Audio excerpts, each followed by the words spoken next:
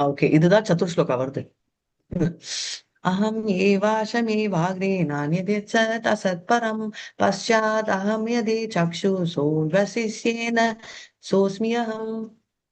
அகம் हृदे हृदे ஏவாக்ரே हृदे अर्थं यदि प्रदीयेत् न प्रदीयेत् न चात्मनि तद्विद्यात्मनो मायां यदभासो तदा यदा तमः. எத்த பாஷோ வேற ஸ்லோகம், அகம்ல இருக்கும். நீங்க ரெண்டாவது போயிட்டு இருக்கீங்க நினைக்கிறேன். இங்கேயும் போயிட்டீங்க. பிரேமா மாதாஜி தப்பு, நெக்ஸ்ட் ஸ்லோகா படிக்கிறீங்க. ரிதே அர்த்தம் யத் பிரதிவேன மா பிரதியேன சாத்மனி தத்வித்யாத் ஆத்மனோ மாயாம் யதா பாஷோ யதா தமஹ. हृदे अर्थं यत् प्रदीयते न प्रदीयेति चात्मनि तद्विद्यातात्मनो मायां यदा भासो यदा तमः. மாயாம் யதா பாசோ யதா தமக.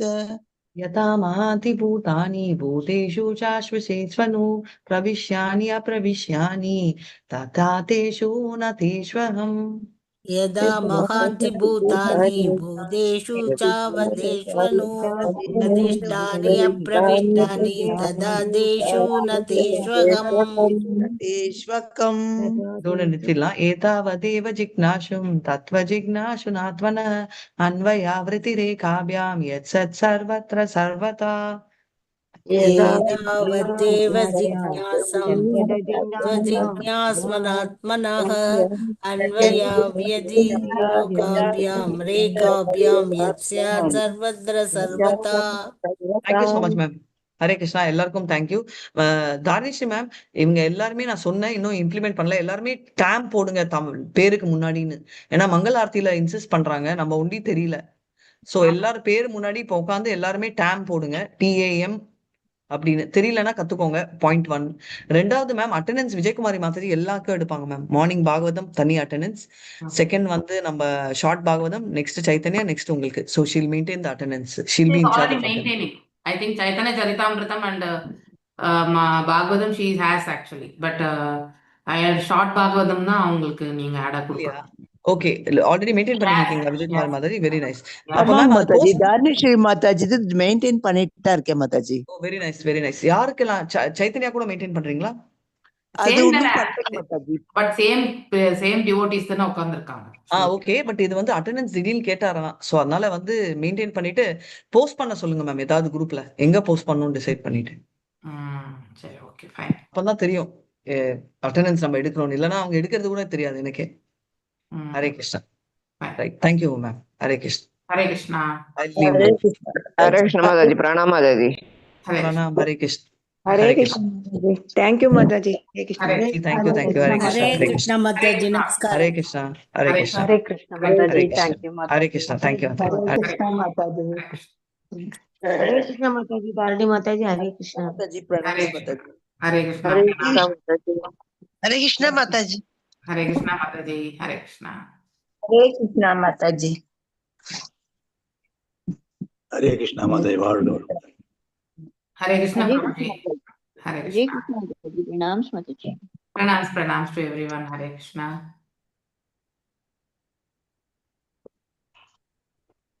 ஒரு ஸ்லோகம் முடிச்சுட்டு புது சாப்டர் ஆரம்பிக்கணும் மாட்டாச்சு இன்னைக்கு. ஒரே நிமிஷம்.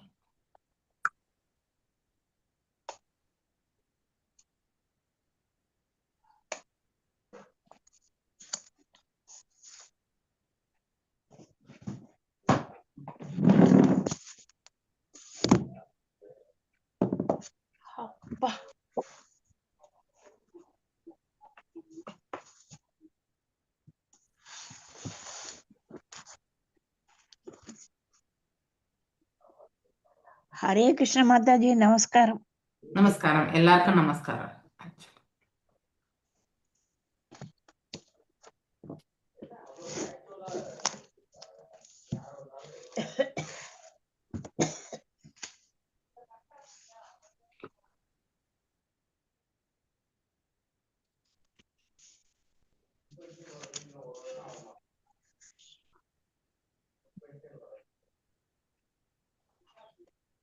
ஜெய ராத மாதவ குஞ்ச பிஹாரி राधा माधव कुंज बिहारी जय राधा माधव कुंज बिहारी जय राधा माधव कुंज बिहारी जय गोपी जनवल्लभा गिरिवरदारी जय गोपी जन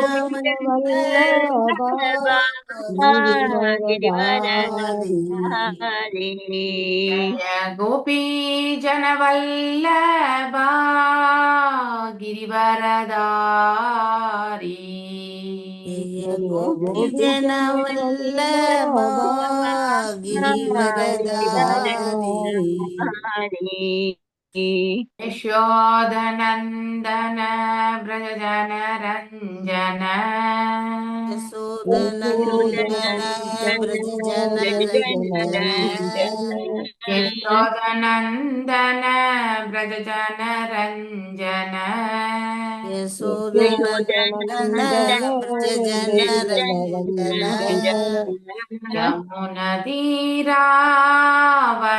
यमुनतीरावनचारी यमुनतीरावनचारी यमुनतीरावनचारी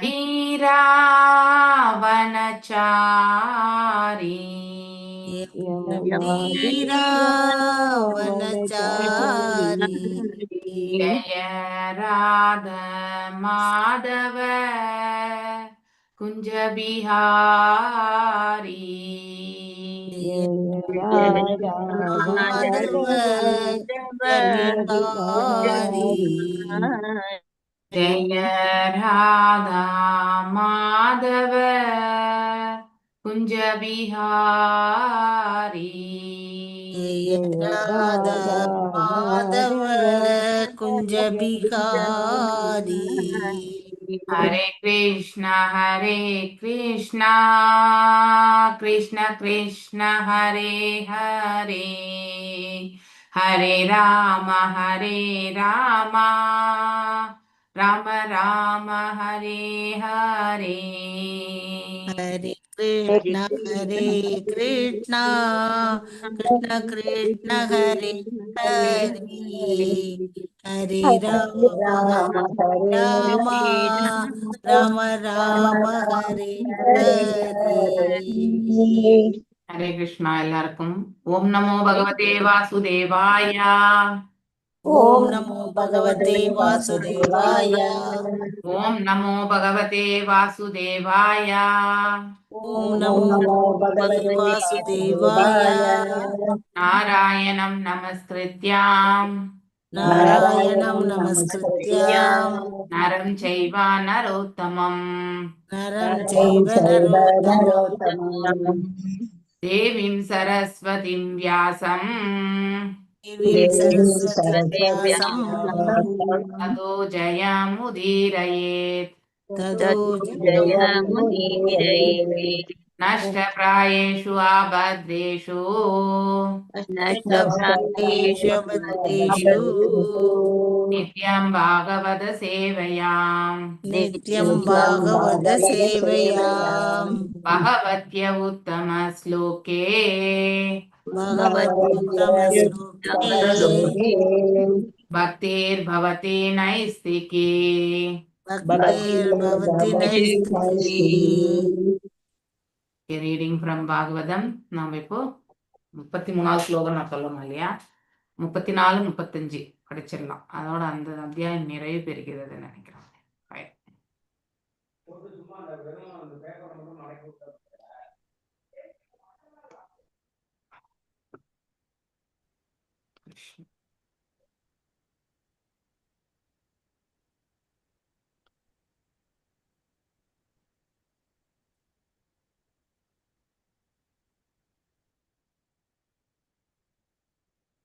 பிரேமா மாதாஜி 34 படிங்கோ. அதுக்கு அடுத்து யார் யார் படிக்கணும், நேற்று யாரு படிக்காம போனவங்க இன்னைக்கு படிக்கணும்னு நினைக்கிறவங்க யாரு? நான் என்ன சொன்னீங்க மாதாஜி? Okay fine. நீங்க அடுத்த பிறகு சாந்தி மாதாஜி நீங்க கூட வாசிப்பீங்க, வெயிட் பண்ணணும். ஹரே एवं गो मृगखागशर्यया व्रजं दिष्टन् आसीनः सयानः कागमृगगो सरितः पिबति कादि अवीं सदि समः सम इस वासिंग माताजी பிரேம மாதாஜி வாசிங். இது படிச்சோமா? எனக்கு தெரியும். இது படிக்கல மாதாஜி. படி. ஏவம் கோ மிருககாகசர்யயா व्रजं तिष्ठन् आसीनः मय्यानः काकमृगगोसरितः बिभदि काकति अवमेहति स्म ஏவம் இவ்வாறு கோ பசு மிருக மான் காக காகம் சர்யயா செயல்களினால் வர்ஜன் செய்வது திஷ்டன் நிற்பது ஆசீன அமர்தல் சயனக படுத்திருத்தல் காக மிருக கோ சரித காக்கை மான் பசுக்கள் போன்ற நடத்தையுள்ளவராக இருந்தார். பிபதி பருகுதல், காததி உண்பது, அவமேகதி சிறுநீர் கழித்தல், ஸ்ம அவர் நடந்து கொண்டார்.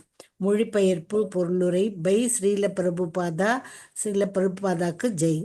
இவ்வாறாக பகவான் ரிஷபதேவர் பசு, மான், காக்கை போன்றவற்றின் தன்மைகளை பின்பற்றினார். அவர் நகர்வார், நடப்பார், சில நேரம் ஒரே இடத்தில் அமர்ந்திருப்பார், சில நேரம் பசு, மான், காக்கையினை போல நடந்து கொள்வார். இவ்வாறு அவர் உண்டு பருகி மலஜலம் கழித்து மக்களை ஏமாற்றினார். பொருளுரை முழுமுதற் கடவுள் ஆதலினால் பகவான் ரிஷபதேவர் மெய்யுணர்வு சான்ற ஆன்மீகமான உடலை பெற்றிருந்தார். அவரது நடத்தை மற்றும் யோக பயிற்சியினை பாராட்ட முடியாத பொதுமக்கள் அவருக்கு தொல்லை தர தொடங்கினர். அவர்களை ஏமாற்றுவதற்காக அவர் காக்கை, பசு, மானை போன்று மற்றும் மானை போல் நடந்து கொண்டார். ஹரே கிருஷ்ணா. ஹரே கிருஷ்ணா. படிச்சிருக்கோம். Okay sir, fine. Padma Mataji அடுத்து வாசிங். இது நானாஸ்ரயா சரணே பகவான் கைவல்யபதி ரிஷபோ அவ்ருத பரம மகானந்தானுபவ ஆத்மனி சர்வேஷாம் பூதானாம் ஆத்மபூதே பகவதே வாசுதேவ ஆத்மனோ வதனானந்த ரோதர பாவனே சித்த சம்ஸ்தார்த்த பரிபூர்ணோ யோகைஸ்வர்யாணி வைஹாயச மனோ ஜவாந்தர்தான பரகாய பிரவேக்ஷ தூர கிரகநாதீனி யத்ருஷ்ய யோக பகதானி நாஞ்சசா நிருப ஹிருதய ஏனானு யனந்தத். எஸ் வாசிங்க மாதாஜி. ஹரே கிருஷ்ண மாதாஜி. ஹரே கிருஷ்ண மாதாஜி. இதி நானாஸ்ரிய சரணோ பகவான் கைவல்ய பதிர் ரிஷபோ விருத்த பரம மகானந்தானுபாவ ஆத்மனி சர்வேஷாம் பூதானாம் ஆத்மபூதே பகவதே வாசுதேவே ஆத்மனோ அவ்யவதானானந்த ரோதரபாவேன சித்த சமஸ்தார்த்த பரிபூர்ணோ யோகைஸ் வரியாணி வகயாச மனோஜாவர்த்தான பிரகாய பிரவேச தூர கிருஹணாதீன யத்ருச்ச யோபகாதானி நாஞ்சசா நிருப கிருத ஏனா அனந்தத். இது இவ்வாறு நானா பல்வேறு யோக சித்தியின் சர்யா செயல்கள் ஆச்சரண பயிற்சி செய்து பகவான் முழுமுதற் கடவுள் கைவல்யபதி கைவல்ய நாயகன் ஒன்றாதல் அல்லது சாயுஜ்ய முக்தி அளிப்பவர் ரிஷப பகவான் ரிஷபதேவர் அவரித்த தொடர்ந்து பரம உயர்ந்த மகா சிறந்த ஆனந்த அனுபவ பரமானந்தத்தினை அனுபவித்து ஆத்மனி பரமாத்மாவில் சர்வேஷாம் அனைவரின் பூதானாம் உயிர்வாழிகள் ஆத்ம பூத்தே இதயத்தில் இருந்து பகவதி முழுமுதற் கடவுளுக்கு வாசுதேவ கிருஷ்ணர் தேவரின் புதல்வர் ஆத்மனக அவரது அவ்வியவதான சட்டப்பூர்வ நிலையின் வேறுபாடு இன்மையினால் அனந்த அளவற்ற ரோதர அழுதல் சிரித்தல் நடுங்குதல் சமஸ்த அனைத்தும் அர்த்த விரும்பிய வளங்களுடன் பரிபூரணக முழுவதும் யோக ஐஸ்வர்யாணி யோக சித்தி வைகாயச வானில் பறந்து மனக ஜவ மனோவேகத்தில் பயணித்து அந்தாதன மறைவதற்குரிய திறமை பிரகாய பிரவேச மற்றொருவரின் உடலினுள் புகும் திறமை தூர கிரகண வெகு தூரத்தில் உள்ள பொருட்களை உணரும் திறன் ஆதினி மற்றும் பிறர் யத்ருச்சியா இடையூறின்றி தானாகவே உபகதானி எய்துதல் நா இல்லை அஜ்ஞசா நேரடியாக நிருப்ப ஓ மன்னன் பரீட்சித்துவே ஹிருதயேன இதயத்தினுள் அபியனந்த ஏற்றுக்கொள்ளல். All glories to Srila Prabhupada. மொழிபெயர்ப்பு. ஓ பரீட்சித்து மன்னனே, அனைத்து யோகிகளுக்கும் யோக சித்தி முறையினை எடுத்துக்காட்டவே பகவான் கிருஷ்ணரின் இயல்புகளை ஏற்றுக்கொண்ட பகவான் ரிஷபதேவர் அதிசயக்கத்தக்க செயல்களை செய்து காட்டினார். உண்மையில் அவர் விடுதலையின் நாயகர் என்பது மட்டுமல்ல, 1000 மடங்குள்ள மனவாசகம் கடந்த மெய்யுணர்வில் முற்றிலும் ஆழ்ந்திருந்தார். வசுதேவரின் மைந்தரான வாசுதேவ கிருஷ்ணரே பகவான் ரிஷபதேவரின் மூல ஆதாரமாவார். அவர்களது தோற்றத்தில் எந்த விதமான வேறுபாடும் கிடையாது. இதனைத் தொடர்ந்து பகவான் ரிஷபதேவர் அழுதல், சிரித்தல், நடுங்குதல் போன்ற அன்பின் அடையாளங்களை வெளிப்படுத்தினார். அவர் எப்போதும் உன்னத மெய்யுணர்வில் ஆழ்ந்திருந்தார். இதன் காரணமாக மனோவேகத்தில் வானில் பறப்பது, தோன்றுவது, மறைவது, பிறர் உடலினுள் புகுவது, வெகு தொலைவில் உள்ள பொருட்களை காண்பது போன்ற யோக சித்திகள் அனைத்தும் அவரை தாமே அடைந்தன. இவை அனைத்தையும் செய்யக்கூடியவராக அவர் இருந்த போதிலும் இச்சக்திகளை அவர் பயன்படுத்தியதே இல்லை. பொருளுரை. சைத்தன்ய சரிதாமிரத்தில் மத்திய லீலை 19.149 பின்வருமாறு கூறப்பட்டிருக்கிறது. கிருஷ்ண பக்த நிஷ்காம அதேவயசாந்த புக்தி முக்தி சித்திகாமி சகலி அசாந்தக. சாந்த என்னும் வார்த்தைக்கு முற்றிலும் அமைதியான என்று பொருள். ஒருவனது ஆசைகள் அனைத்தும் நிறைவேறாது ஒருவனால் அமைதியாக இருக்க முடியாது. தமது ஆசை அது உலகியலோ அல்லது ஆன்மீகமோ அதனை நிறைவேற்றிக் கொள்ள ஒவ்வொருவருமே முயற்சிக்கின்றனர். பௌதீக உலகில் உள்ளவர்கள் அசந்த அமைதியற்றவர் ஆவர்.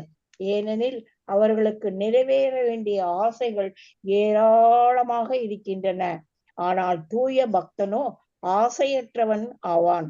அந்யாபிலாவிஷ சூன்யம். ஒரு தூய பக்தன் அனைத்து வகையான பௌதீக ஆசைகளிலிருந்தும் முற்றிலும் விடுதலை பெற்றவன் ஆவான். இதற்கு நேர்மாறாக கர்மிகளிடம் ஏராளமான ஆசைகள் இருக்கின்றன. ஏனெனில் அவர்கள் புலனுகர்ச்சியில் மழ்கின்றனர்.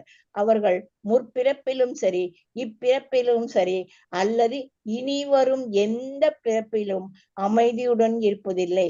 அதுபோல் ஞானியர் எப்போதும் வீடு பேற்றில் நாட்டம் கொண்டு பரமபொருளுடன் இணைய வேண்டும் என முயற்சிக்கின்றனர். யோகிகள் அனிமா, லஹிமா, பிராப்தி போன்ற சித்திகளை அடைய வேண்டும் என்று விரும்புகின்றனர். ஆயினும் ஒரு பக்தன் இவற்றின் மீதெல்லாம் விருப்பம் கொள்வது இல்லை. ஏனெனில் அவன் முற்றிலும் கிருஷ்ணரின் கருணை ஒன்றினை மட்டுமே சார்ந்திருக்கிறான். கிருஷ்ணர் அனைத்து யோக சித்திகளும் நிறைந்த யோகேஸ்வரர் ஆவார். மேலும் அவர் ஆத்மராமா, முற்றிலும் சுய திருப்தியுடையவர் ஆவர். யோக சித்திகள் அனைத்தும் இந்த ஸ்லோகத்தில் விளக்கப்பட்டிருக்கிறது. ஒருவன் இயந்திர உதவி என்று வானிலும் மனோவேகத்திலும் பறக்க முடியும். யோகி விரும்பினால் அவன் இப்பிரபஞ்சத்தில் உள்ள அல்லது பிரபஞ்சத்திற்கு அப்பாலோ கூட உடனே செல்ல முடியும். மனோவேகத்தினை ஒருவனால் அளந்துவிட முடியாது. ஒரு மணித்துளியில் மனம் கோடிக்கணக்கான மைல்களுக்கு அப்பால் சென்றுவிடும். சில நேரங்களில் யோகிகள் தங்கள் உடல் முறையாக செயல்படவில்லை என்றால் பிறர் உடலினுள் புகுந்து தங்கள் விருப்பம் போல் செயல்படுவர். உடல் முழுமை அடையும் பொழுது ஒரு தேர்ந்த ஞானியின் இளமை மற்றும் திறனுடைய உடல் ஒன்றினை தேர்ந்தெடுத்துக் கொள்ள முடியும். பகவான் வாசுதேவரின் இயல்புடைய அவதாரமாகினால் பகவான் ரிஷபதேவர் இச்சக்திகள் அனைத்தும் உடையவராக விளங்கினார். ஆயினும் அவர் கிருஷ்ணர் மீது கொண்ட தெய்வீக அன்பினில் முழு திருப்தியுடையவராக விளங்கினார். அதன் அடையாளமே மெய்மறந்த நிலையில் அழுதல், சிரித்தல், நடுங்குதல் போன்ற வெளிப்பாடுகளாகும். இவ்வாறு ஸ்ரீமத் பாகவதம் 5ஆம் காண்டம் 5வது அத்தியாயமான பகவான் ரிஷபதேவர் தன் மைந்தர்களுக்கு அரிய உபதேசங்கள் என்னும் பகுதிக்கு பக்தி வேதாந்தரின் பொருளுரை இத்துடன் நிறைவடைகிறது. ஹரே கிருஷ்ண மாதாஜி. ஹரே கிருஷ்ணா மாதாஜி. ஓம் அஜ்ஞானதிமிராந்தஸ்ய ஞானாஞ்சனயசலாக்கய சக்ஷுருன்மிலிதம் யேன தஸ்மை ஸ்ரீ குரவே நமः. ஸ்ரீ சைத்தன்ய மனோபீஷ்டம் ஸ்தாபிதம் யேன பூதலே ஸ்வயம் ரூபா கதா மह्यं ததார்த்தே ஸ்வாபதாண்டிகம். ஹே கிருஷ்ணா கருணா சிந்து दीनबन्धु जगत्पते गोपेश गोपिका कान्ता राधकान्ता नमस्तुते. तप्त काञ्चन गौराङ्गी राधे वृन्दावनेश ऋषभानुश्रुते देवी प्रणमामि हरिप्रिये. वाञ्छकल्पदारुभ्यश्च कृपा सिन्धुभ्येव च पतितानां पावनेभ्यो वैष्णवेभ्यो नमो नमः. नमो विष्णुपादाय कृष्णप्रेष्ठाय भूतले श्रीमती भक्तिवेदान्त स्वामिनिधि नामिने. नमस्ते सारस्वते देवे गौरवाणी प्रचारिणे निर्विशेष शून्यवादे पाश्चात्य देशधारिणे. जय श्री कृष्ण चैतन्य प्रभु नित्यानंद श्री अद्वैत गदाधारा श्रीवासादि गौर भक्त वृंदा. हरे कृष्णा कृष्णा कृष्णा हरे हरे, हरे राम राम राम हरे हरे. मूगं करोति वाचालं भङ्गुं लङ्घयते गिरिं यत्कृपातम् अहं वन्दे परमानन्दमाधवं श्रीकृष्ण चैतन्य ईश्वरम्. एवं को मृगकागकर्य सर्यया व्रजं दिष्टन्न आसीनः शयानकागमृगको चरितः बिभति कादति अवमेहति स्म. அதாவது இவ்வாறாக பகவான் ரிஷபதேவர் பசு, மான், காக்கை போன்றவற்றின் தன்மைகளை பின்பற்றினார். ஸோ பசு சைலண்டா இருக்கும், மான் என்பது துள்ளி விளையாடும் இல்லையா, அது போல அவரும் செயல்படுகிறார். சில சமயங்கள்ல காக்கையை போல ஒரு இடத்துல இல்லாம அந்த ஒரு நிலையும் போகிறார். ஸோ நகர்வார், நடப்பார், சில நேரம் ஒரே இடத்தில் படுத்திருப்பார். ஸோ அவருடைய செயல்பாடுகள் ஒரே மாதிரியான நிலையில கிடையாது. ஓகே, சில அந்த ஒரு நிலைகள்ல அவர் உருண்டு, பசுவை போல உருண்டு, மானை போல பருகி இல்லையா, காக்கையை போல மலம் ஜலம் கழித்து, அதாவது மக்களை ஏமாற்றினார். ஸோ இந்த சுபாவம் இருந்தது என்று இந்த இடத்துல எடுத்துரைக்கப்பட்டிருக்கு. அப்படின்னா அவர் நார்மலான ஒரு நிலையில, உள்ளுக்குள்ள அவர் நார்மலானதான் இருக்கார். ஆனா வெளிப்புற தோற்றத்துல அவர் அது சகஜமான ஒரு நிலையில கிடையாது. வெளிப்புறத்துல பார்க்கும் பொழுது இப்ப நம்ம கூட ஒரு கான்வர்சேஷன், ஒரு 4-5 பேர் உட்காந்து நம்ம பேசிட்டு இருக்கோம்னா அதுல அதாவது ஒருத்தர் பேசுவார், எல்லாருமே ஆழ்ந்து கேட்டுட்டு இருப்பாங்க. ஆனா யாரோ ஒருத்தர் அதுல இருக்கிற மாதிரி தான் இருக்கும், ஆனா அவருடைய மனசு எங்கெங்கயோ, நம்ம மனசு கூட. ஸோ அவங்க 2 வார்த்தை சொன்னா அதுக்கு சம்பந்தப்பட்ட விஷயங்கள்ல நம்ம எங்கேயோ கோடிக்கணக்கான மைல் தூரத்துல கடந்து சேர்ந்திருப்போம் இல்லையா. இன்னொருத்தர் கேட்கிற தோரணையிலேயே உட்கார்ந்துருப்பார், ஆனா அவர் ஒண்ணுமே கேட்டிருக்க மாட்டார். அவருடைய மனசு எல்லாமே உள்ளுக்குள்ள இருக்கக்கூடிய விஷயத்தின் மீதே ஆழ்ந்திருக்கும். இப்படி அதாவது உள்புற தோற்றத்துல நாம கூட வேறானவர்கள் தான், வெளிப்புற தோற்றத்திலுமே நாம வேறானவர்கள். அந்த கான்சியஸ்னஸ் லெவல் இல்லையா, எக்ஸ்டர்னல் கான்சியஸ்னஸ். இன்டர்னல் கான்சியஸ்ல வரும்போது நம்ம ஃபர்ஸ்ட் லெவல் கான்சியஸ்னஸ், அடுத்து சப்கான்சியஸ், அதாவது ஆழ்ந்த மனசுல இல்லையா. ஆழ்ந்த மனசுல சில பேருக்கு போராட்டங்கள் எப்பொழுதுமே நடந்து கொண்டே இருக்கும் இல்லையா? சில பேர் வந்து ஆனந்தத்தை வந்து துய்த்து கொண்டிருப்பார்கள். ஸோ ஆனா அது வெளியில தெரியாது இல்லையா? அப்படின்னா பகவானோட சம்பந்தத்தை ஏற்படுத்திய பிறகு எப்பொழுதும் இறைவனுக்கு பக்தி தொண்டு புரிந்து அந்த நிலையிலே அவர்களுடைய மனசு வந்து ஆழ்ந்திருக்கும். அப்படிப்பட்ட அந்த சப்கான்சியஸ் மைண்ட், அதாவது ஆழ் மனசுல நாம இந்த பக்தியை வந்து எடுத்துட்டு போகணும். அப்பதான் அது நிலை பெற்றிருக்கும். மேலோட்டமா இருக்கக்கூடிய உணர்வுல நாம பக்தியை எடுத்துட்டு போனா அது வந்து பல்கு வைராக்கியமா மாறிடும். ஓகே, யுக்த வைராக்கியமாக இருக்காது. ஓகே, அதனால அவருடைய நடத்தை பார்த்தீங்கன்னாக்கா பகவானுடைய சுரூபமாக பிறந்தவர் இல்லையா? அதனால ரிஷபதேவர் மெய்யுணர்வு சான்ற ஆன்மீகமான உடலை பெற்றிருந்தார். அவருடைய உடல் பௌதீகம் இல்லை அப்படின்னா அவருடைய உறுப்புகள் அனைத்துமே தெய்வீக நிலையை கண்டுவிட்டது. அதனால தோற்றத்தில் அது பௌதீகமாக காணப்பட்டாலும் அவை அனைத்துமே வந்து அவருடைய ரூபம் முழுவதுமே வந்து ஆன்மீக நிலையில் வந்து குடிக்கொண்டது. அவரது நடத்தை மற்றும் யோக பயிற்சியினை பாராட்ட முடியாத அதாவது அவர் செயல்படக்கூடிய விதத்தை வந்து சாதாரணமா ஏற்றுக்கொள்ள முடியாது. ஆனாலும் அவருக்கு தொல்லை தர தொடங்கினர் ஆரம்ப கட்டத்துல. அவர்களை ஏமாற்றுவதற்காக அவர் என்ன பண்ணார்? உண்பது பசுவை போல உண்கின்றார், பருகுவது மானை போல பருகி காக்கையை போல வந்து நடந்து கொண்டார் இல்லையா? மலாஜலம் கழித்து மக்களை வந்து ஏமாற்றினார். ஸோ அதாவது அந்த ஒரு பாவத்தை வந்து எடுத்துட்டு வந்தாருன்னு இந்த இடத்துல ரொம்ப அழகா சொல்லப்பட்டது. இது நானா சரணே சரணோ பகவான் கைவல்யபதி ருஷபோ அவிரத வரம மகானந்தானுபவ ஆத்மனி சர்வேஷாம் பூதானாம் ஆத்மபூதே பகவதி வாசுதேவ ஆத்மனோ அவ்யவதனானந்த ரோதர பாவனே சித்த சம்ஸ்தார்த்த பரிபூரணோ யோகைஸ் வர்யாணி வைஹாயச மனோ ஜவாந்தர்தான பரகாய பிரவேಶ தூர கிருஹநாதீன யத்ருஷ்ய யோக பகதானி நாஞ்சஷா நிருப ஹிருதய ஏனாயனந்ததத். ஸோ இந்த ஸ்லோகத்துல யோக சித்திகளை பற்றி சொல்லப்பட்டிருக்கு இல்லையா? அனிமா லகிமா இந்த மாதிரி சித்திகள் எல்லாமே பக்தர்களுக்குமே வரும். இந்த மாதிரி உத்தமமான நிலையில இருக்கவங்களையா பக்தர்களாலுமே அந்த சித்திகளை வந்து செயல்படுத்த முடியும். ஆனால் அவர்கள் அதற்காக விழைவதே கிடையாது. அதனால அது அவங்க புரோஜனம் அதை பத்தி அந்த உபயோகத்தை பத்தி அவங்க பெருசா மனசுல லைக்கிறது கிடையாது. இப்ப நீங்க இந்த இடத்துல கூடு விட்டு கூடு பாயிருது இல்லையா? ஸோ இந்த செயல் வந்து கண்டிப்பாக யோக சித்திகளை பெற்றவர்கள் வந்து செய்கிறார்கள். ஒரு உடலில் இருந்து இன்னொரு உடலுக்கு மாற்றம் அடைகிறது. ஐ திங்க் யாருடைய விக்ரமாதித்தன் மாதாஜி, ராஜா கிங் விக்ரமாதித்தன் கூடி விட்டு கூடு பாய்வார் மாதாஜி. Okay fine. ஆனா நம்ம நான் கிங்க சொல்றேன், ராஜோதல. ஹரே கிருஷ்ண மாதா. இப்ப நாம அருணகிரிநாதர் கூட கூடு விட்டு கூடு பாய்வார் புராணத்தில் சொல்லியிருக்க மாதாஜி. பாபாஜி கூட புட்டபர்த்தி பாபாஜி வாயிலேந்து லிங்கத்தை எடுப்பார் மாதாஜி. அது சித்தி மாதாஜி. மாதாஜி சொல்றது கூடு ஒரு உடல்ல இருந்து மறு உடலுக்கு போறத மாதாஜி சொல்றாங்க. சில பேர் வந்து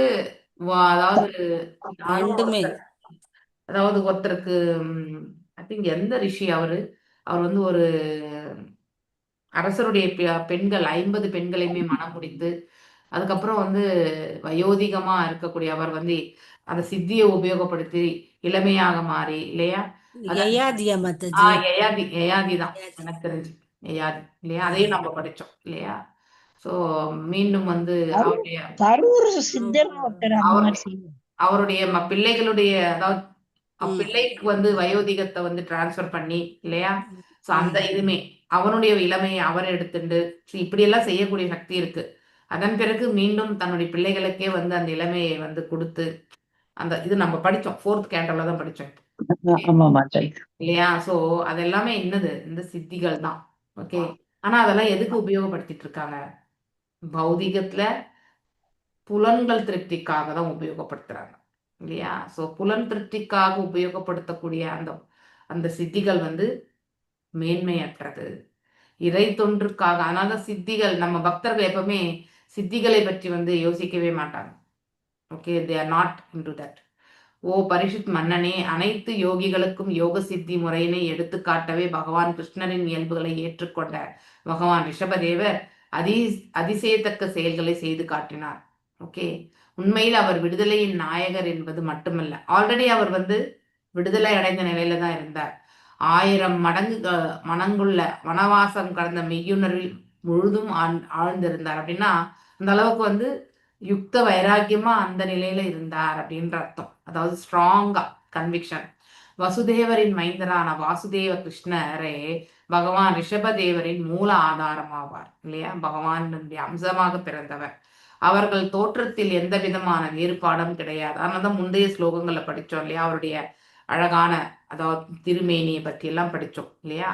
அவர்களது அந்த ஒரு நிலையிலுமே அவர் அந்த மலத்திலுமே உருண்டு இருந்தாலும் அவருடைய தேஜஸ் இவன் பெண்கள் மனமுடிந்த பெண்களையுமே ஈர்க்கக்கூடிய அந்த நிலையில இருந்ததுன்னு போன 2 ஸ்லோகத்துக்கு முன்னாடி நாமளும் படிச்சோம் இல்லையா? அப்போ இறைவனுடைய அந்த வசீகரத்தை அவருடைய அந்த திரு ரூபத்திலுமே நாம பார்க்க முடியறதுன்னு இந்த ஸ்லோகத்தின் வாயிலாக நாம படிக்கிறோம். அவர்கள் தோற்றத்தில் எந்த வேறுபாடும் கிடையாது. இதனை தொடர்ந்து பகவான் ரிஷபதேவர் அழுதல், சிரித்தல், அந்த எத்தனை 8 விதமான உணர்வு, அதாவது உடல் அளவுல நமக்கு ஏற்படக்கூடிய பரவச நிலை.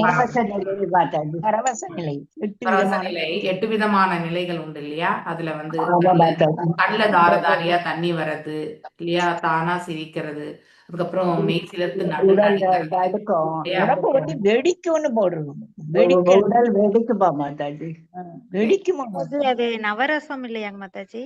நம்மளுடைய இதெல்லாம் நவரசம் கிடையாது. அதாவது பக்தியினுடைய பாவம். ஆக்சுவலி ஓகே, நாம அதுல பக்தியில ஆழ்ந்து விட்டால் நம்ம உடல்ல மெய் சிலிர்க்கிறது, உடல் நடுங்கிறது மெய் சிலிர்க்கிறது இல்லையா? கண்ணுல தாரதாரையா தண்ணி தானா வந்துட்டே இருக்கும் இல்லையா? சிரிக்கிறது, இதெல்லாமே அதாவது நம்ம பாக்குறதுக்கு சில பேருக்கு பைத்தியக்காரத்தனமா கூட தோணும். அந்த மாதிரி நிலையிலயுமே இருக்கும். ஓகே, அன்பின் அடையாளங்களை எல்லாமே வெளிப்படுத்தினார் யாரு? ரிஷபதேவர். அவர் எப்பொழுதும் உன்னத மெய்யுணர்வில் ஆழ்ந்திருந்தார். அதாவது உத்தமமான அதாவது செல்ஃப் ரியலைசேஷன் அப்படின்னு ஆழ்ந்த, அதாவது இறைவனுடைய பக்தி தொண்டுல எப்பொழுதுமே அவர் நிலை பெற்றிருந்தார் மனசளவுல. இதன் காரணமாக மனோவேகத்தில் வானில் பறப்பது, தோன்றுவது, மறைவது, பிறர் உடலில் புகுவது, வெகு தொலைவில் உள்ள பொருட்களை காண்பது போன்ற யோக சித்திகள் அனைத்துமே அவர் பெற்றிருந்தாராம். ஆனால் பக்தர்கள் எப்பொழுதும் அதை உபயோகப்படுத்துறது கிடையாது. ஏன்னா அவங்களுடைய நோக்கம் எல்லாம் இறைவனுக்கு தொண்டாற்றுவது, இந்த சித்திகளை எல்லாம் உபயோகப்படுத்துவது கிடையாது. ஓகே, ஆனாலும் இவ் அனைத்தும் அவர் செய்யக்கூடியவராக இருந்த போதிலும் அச்சக்திகளை அவர் பயன்படுத்தியதே கிடையாது. ஓகே, சைத்தன்ய சரிதாமிரதத்துல கிருஷ்ண பக்தி நிஷ்காம ஆதாயேவ சாந்தா புக்தி முக்தி சேதி காமி சகலி ஆசாந்தா. அதாவது சாந்த அசாந்த இல்லையா? சாந்தமாக இருத்தல். கிருஷ்ண பக்தி நிஷ்காம அதையேவ இல்லையா? நிஷ்காம என்றால் எதையுமே எதிர்பார்க்காமல் இல்லையா? காம என்றால் ஆசை கொள்றது, எந்த ஒரு எதிர்பார்ப்பும் இன்றி பற்றுதல் இன்றி செய்யக்கூடியது. அது பக்தர்களுக்கு சாந்தத்தை கொடுக்கிறது. புக்தி முக்தி சித்தி இல்லையா? அதாவது நாம ஞானத்திலும் யோகத்திலும் கர்மத்திலும் இருந்தா அப்படிப்பட்டவர்களுக்கு அசாந்தா. ஏன்னா அவங்களுக்கு எதிர்பார்ப்புகளோடு செய்யக்கூடிய செயல்கள் இல்லையா? அதாவது புண்ணிய கர்மத்துல இருக்கிறவங்க புண்ணிய பலன்களை அனுபவிக்கணும்னு நினைக்கிறது இல்லையா? ஞானத்துல இருக்கக்கூடியவங்க பகவானோட சாயுஜ்ய முக்தியில இணையணும்னு நினைக்கிறது. அடுத்து யோகத்துல நிலை பெறுபவர்கள் அவர்களுமே பரமாத்மா ஸ்வரூபத்துல பக்தியை பண்ணாலும் இறுதியில அவங்களுமே சாயுஜ்ய முக்திக்காக இருக்கிறது. எல்லாமே ஒரு இலக்கு, எதிர்பார்ப்புகளோட செய்யறது. ஆனா பக்தி மட்டும்தான் எப்பொழுதுமே இறைவனுக்கு தொண்டாற்ற வேண்டும் என்று நினைக்கிறது. அது இந்த உலகத்துல இருந்தாலும் சரி, இல்ல மேல் உலகத்துல இருந்தாலும் சரி, இறைவனுடைய தொண்டு ஆற்றுவதற்கான அந்த மனப்பக்குவத்தை வழங்குமாறு நம்ம பகவானத்துல பிரார்த்திக்கிறோம் இல்லையா? அது ஒண்ணுதான் நம்ம செய்ய வேண்டிய வேலையே.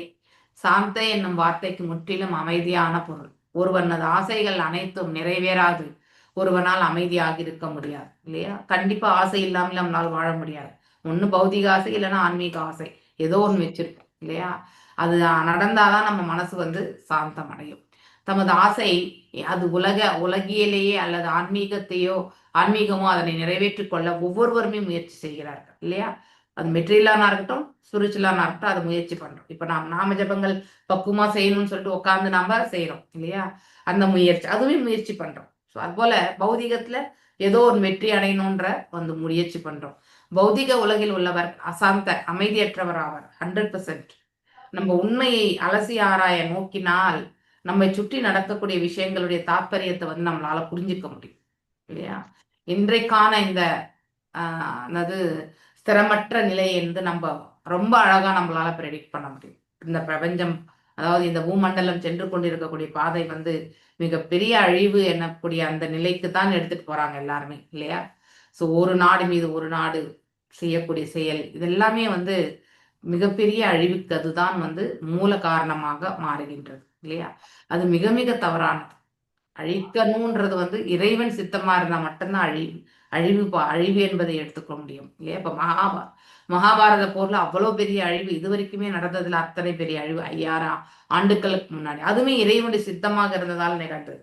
அதுவே இறைவனுடைய சித்தமாக இருந்து நடைபெறக்கூடாது என்று இருந்தால் நாம், அதாவது மகாபாரத போரே வந்திருக்காது. நாம் இப்ப பகவத்கீதையும் வாசிச்சிருக்க மாட்டோம் இல்லையா?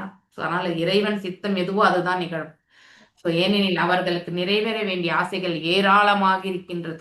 எஸ், பௌதிக ஆசை. ஆனால் தூய பக்தனும் ஆசையற்றவன் ஆவான். ஆசையற்றவன் என்றால் பௌதிக ஆசையற்றவன். ஓகே, அதை நம்ம புரிஞ்சுக்கணும். அவனுக்கு ஆசையே இல்லைன்னு நினைச்சுக்க கூடாது. அப்படின்னா பக்தர்களுக்கு எல்லாம் ஆசை இல்லையா என்ன? பௌதிகத்துல இருக்கக்கூடிய வஸ்துக்கள் மீது ஆசை இருக்காது. ஆன்மீகத்துல கண்டிப்பா ஆசை என்பது உண்டு. பக்குவம் அடையணும்ன்ற ஆசை, இறைவனுக்கு தொண்டாற்ற வேண்டும் என்ற ஆசை இல்லையா? ஸோ எப்படி சிஷ்டாஷ்டகத்துல எல்லா இடத்துலையுமே பக்தியினுடைய பாவத்தை வந்து ரொம்ப அழகா எடுத்து வச்சிருக்காங்களோ இல்லையா? அது போல ஒரு பக்தனுக்கு இத்தனை ஆசைகளுமே உண்டு. ஸோ மேலும் ஆனால் தூய பக்தனும் ஆசையற்றவன் ஆவான். அப்படின்னா பௌதிக ஆசைகள் அற்றவன் ஆவான். அந்யாபிலாஷித சூன்யம் ஞான கர்மாதி அனாவிருத்தம் இல்லையா? அனுகூலேனா கிருஷ்ணானுசீலனம் பக்திர் உத்தமம் இல்லையா? படிச்சிருக்கோம். ஒரு தூய பக்தன் அனைத்து வகையான பௌதிக ஆசைகளிலிருந்து முற்றிலும் விடுதலை பெற்றவன் ஆகின்றன. அதனால்தான் மேல வந்து ஆசையற்றவன் என்று சொல்லப்படுகிறது. இதற்கு நேர் எதிர்மாக கர்மிகளிடம் ஏராளமான ஆசைகள் உண்டு இல்லையா? அவங்களுடைய கற்பனையால் அவங்களுடைய உள்ளத்தில் இருக்கக்கூடிய எதிர்பார்ப்புகள் இதெல்லாமே வந்து அதிகமான நிலையில் வந்து தோன்றக்கூடியது. மேலும் ஏனெனில் அவர்கள் புலனுகர்ச்சியில் மகிழ்கிறார்கள். ஆனால் பக்தர்கள் வந்து அவர்கள் ஆற்றக்கூடிய சேவையை கொண்டு அவர்கள் ஆனந்தப்படுகிறார்கள். இந்த வாய்ப்பு கொடுத்தமைக்கு என்று அந்த உயர்வான நிலை வந்து பக்தனிடத்துல உண்டு. மேலும் அவர்கள் முற்பிறப்பிலும் சரி இப்பிறப்பிலும் சரி அல்லது இனி வரும் எந்த பிறப்பிலும் அமைதியுடன் இருப்பதில்லை. இது யாருக்கு சொல்லப்பட்டது? கர்மிகளுக்கு. அவங்க முன்னாடியுமே வந்து சைலண்டா இருந்தது கிடையாது. இப்பயுமே அவங்க சைலண்டா இருக்கல கர்மிகள். இனிமேலும் பிறவி எடுக்கும் பொழுதும் அவர்கள் வந்து அமைதியற்றவர்களாகவே இருப்பார்கள். அதுபோல் ஞானியர் எப்போதும் வீடு பேற்றில் நாட்டம் கொண்டு பரம்பொருளுடன் இணைய வேண்டும் என்று சாயுஜ்யமுக்தி இல்லையா?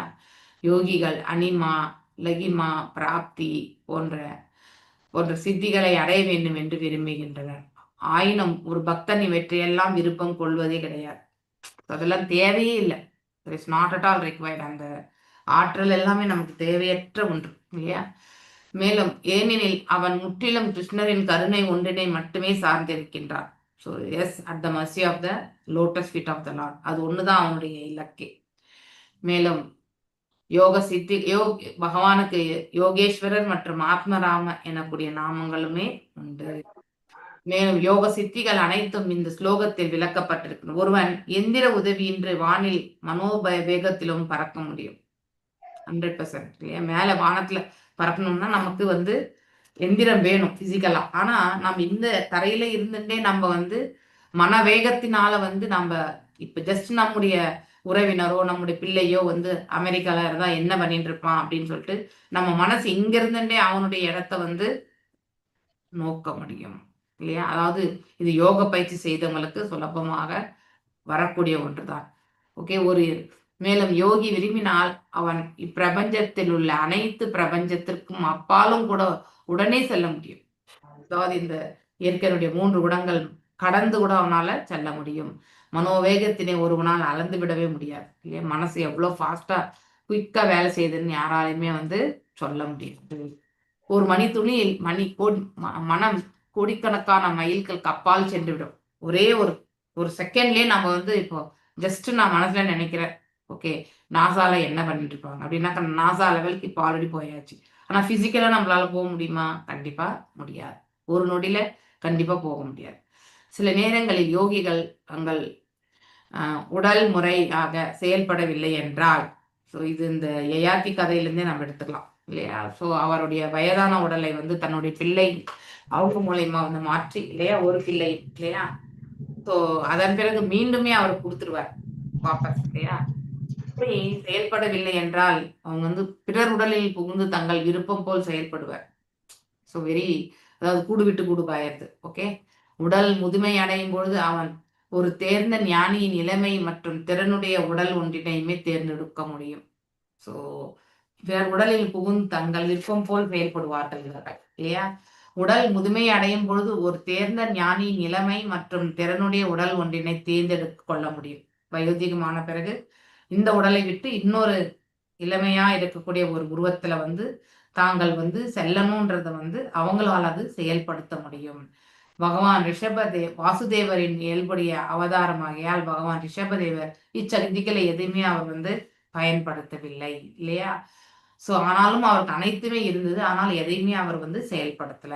ஆயினும் அவர் கிருஷ்ணரின் மீது கொண்ட தெய்வீக அன்பில் அதாவது முழு திருப்தி உடையவராக விளங்கினார். ஸோ இறைவனுடைய பக்தி துண்டே நமக்கு போரும் அப்படிங்கிற அந்த சாட்டிஸ்பாக்சன் பக்தனுக்கு எப்பவுமே உண்டு. அதன் அடையாளமே மெய்மறந்த நிலையில் அழுதல் இல்லையா. அதாவது திருப்தி கொள்ளும் பொழுதுதான் நமக்கு வந்து ஆனந்தம், பேரானந்தம் கண்ணிலிருந்து தாரதாரியா வரும் இல்லையா. சிரித்தல், நடுங்குதல் போன்ற எல்லாமே வரும். இதுதான் ஸ்ரீமத் பாகவதம் 5ஆம் காண்டம் 5ஆம் அத்தியாயமான பகவான் ரிஷபதேவர் தன் மைந்தருக்கு அருளிய உபதேசங்கள் என்ற பகுதிக்கு பக்தி வேதாந்தருடைய பொருளுரை வந்து இதோட முடிவடைகிறது.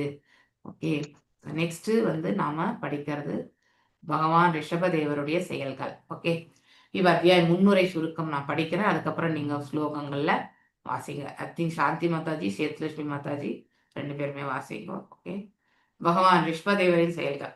இவ் அத்தியாயம் பகவான் ரிஷபதேவர் எவ்வாறு தன் உடலினை துறந்தார் என்பதை கூறும். காட்டுத்தீயில் வெந்து இல்லையா அவலம்பமாகிய பொழுது தன் உடலின் மீது பற்று வைக்கவில்லை.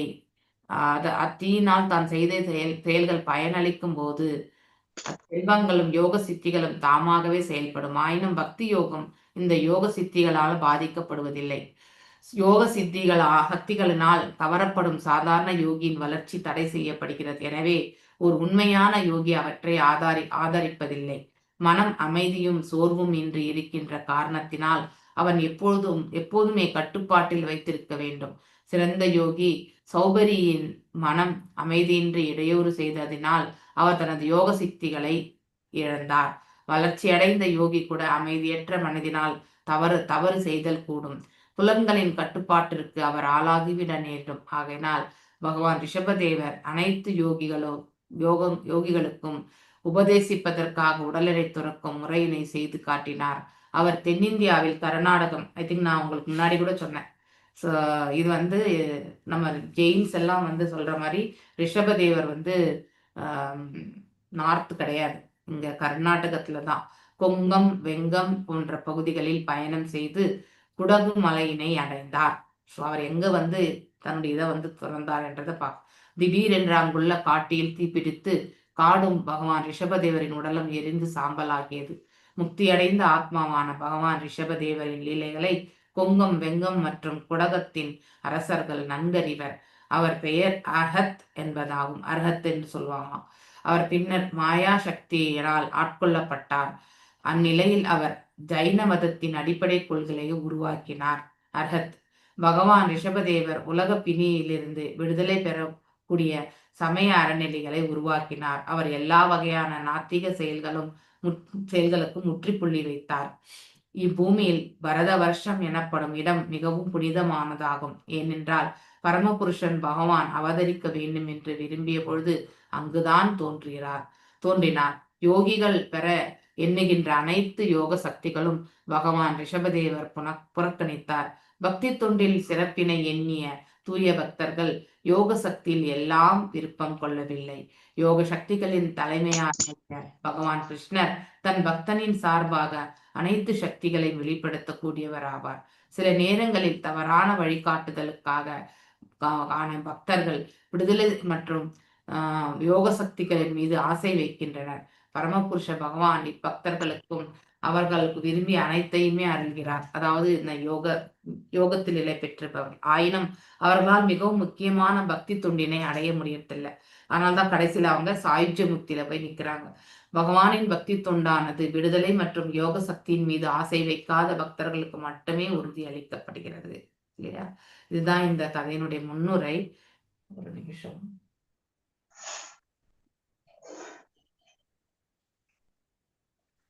மாதாஜி, நீங்க கிளாஸ் எடுக்க முன்னாடி ஒரு டவுட் கேட்டுக்கட்டுமா மாதாஜி? 100%. இந்த 3 எனக்கு இன்னொருட விளக்கப்படுத்துங்க மாதாஜி. அனிமா, லகிமா, பிராப்தி, இந்த 3 இதையும் கொஞ்சம் எக்ஸ்பிளைன் பண்ணுங்க மாதாஜி. அடுத்து ஒரு டவுட் என்னன்னா, கூடு விட்டு கூடும் பாயும்போது வந்து படிச்சோம்ல, அது வந்து அந்த அடுத்து அந்த உடல் வந்து செயல்படாத இருக்கும்போதுதான் கூடு விட்டு கூடு பாய முடியுமா ஒரு உயிர்ல இருந்து? இல்ல அது உங்க செயல்படும் பொழுதும் அந்த உடல்ல புகுந்த முடியுமா மாதாஜி? எனக்கு தெரிஞ்சு ஒரு உடலை விட்டு ஒரு உடல் பிரிய, அதாவது நாம இந்த உடலை விட்டு பாய்ந்தோம்னா இந்த உடல் வந்து ஒரு டெட் பாடி மாதிரி தான் இருக்கும். ஓகே, அதே மாதிரி இன்னொரு உடல்ல போகும்பொழுது ஒரு ஜீவன் தான் அந்த இடத்துல இருக்க முடியும். 2 ஜீவன்கள் வாழக்கூடியதுன்றது கிடையாது. மேபி அந்த ஜீவனை வந்து வெளியே, அதாவது ஒண்ணுல இருந்து ஒருத்தர் மாத்திப்பாங்களா, அது எனக்கு தெரியாது. இஷ்டம் இல்லை. ஆனா ஒரு ஜீவன் மட்டும்தான் ஒரு உடல்ல வாழ முடியும். அது வந்து அந்த ஒரு இது மட்டும் கரெக்ட். அடுத்து இது கொஞ்சம் சொல்லிருங்க மாதாஜி. அனிமா, லகிமா, பிராப்தி, அது ஒரு இடம் இன்னொரு அஷ்ட சித்திகளை பத்தி நாம ஒரு நிமிஷம் இருக்கலாம். எங்க படிச்சோம் நாம? ஐ திங்க் 6th சாப்டர் பகவத்கீதையில கூட வருது இல்லையா? ஹரே கிருஷ்ணா. அனிமா, லகிமா, ஒரு நிமிஷம் இருக்கலாம். அதாவது அனிமா அப்படின்றது வந்து சிறியதுல சிறியது, அந்த மாதிரி, அதாவது இருக்கிறதுலே அந்த மாதிரி. பீச்சில அனிமா சிறியது, பெரியது வந்து மகிமா. ஒரு நிமிஷம். அதாவது சிறியவற்றிலும் சிறியவராக, தூசியை விட காட்டிலும் வாட்டாரா அஷ்ட சித்தி. ஒரு நிமிஷம்.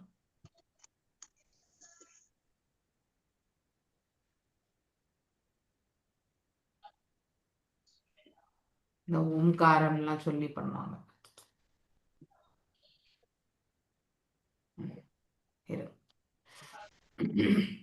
ஒரே நிமிஷம்.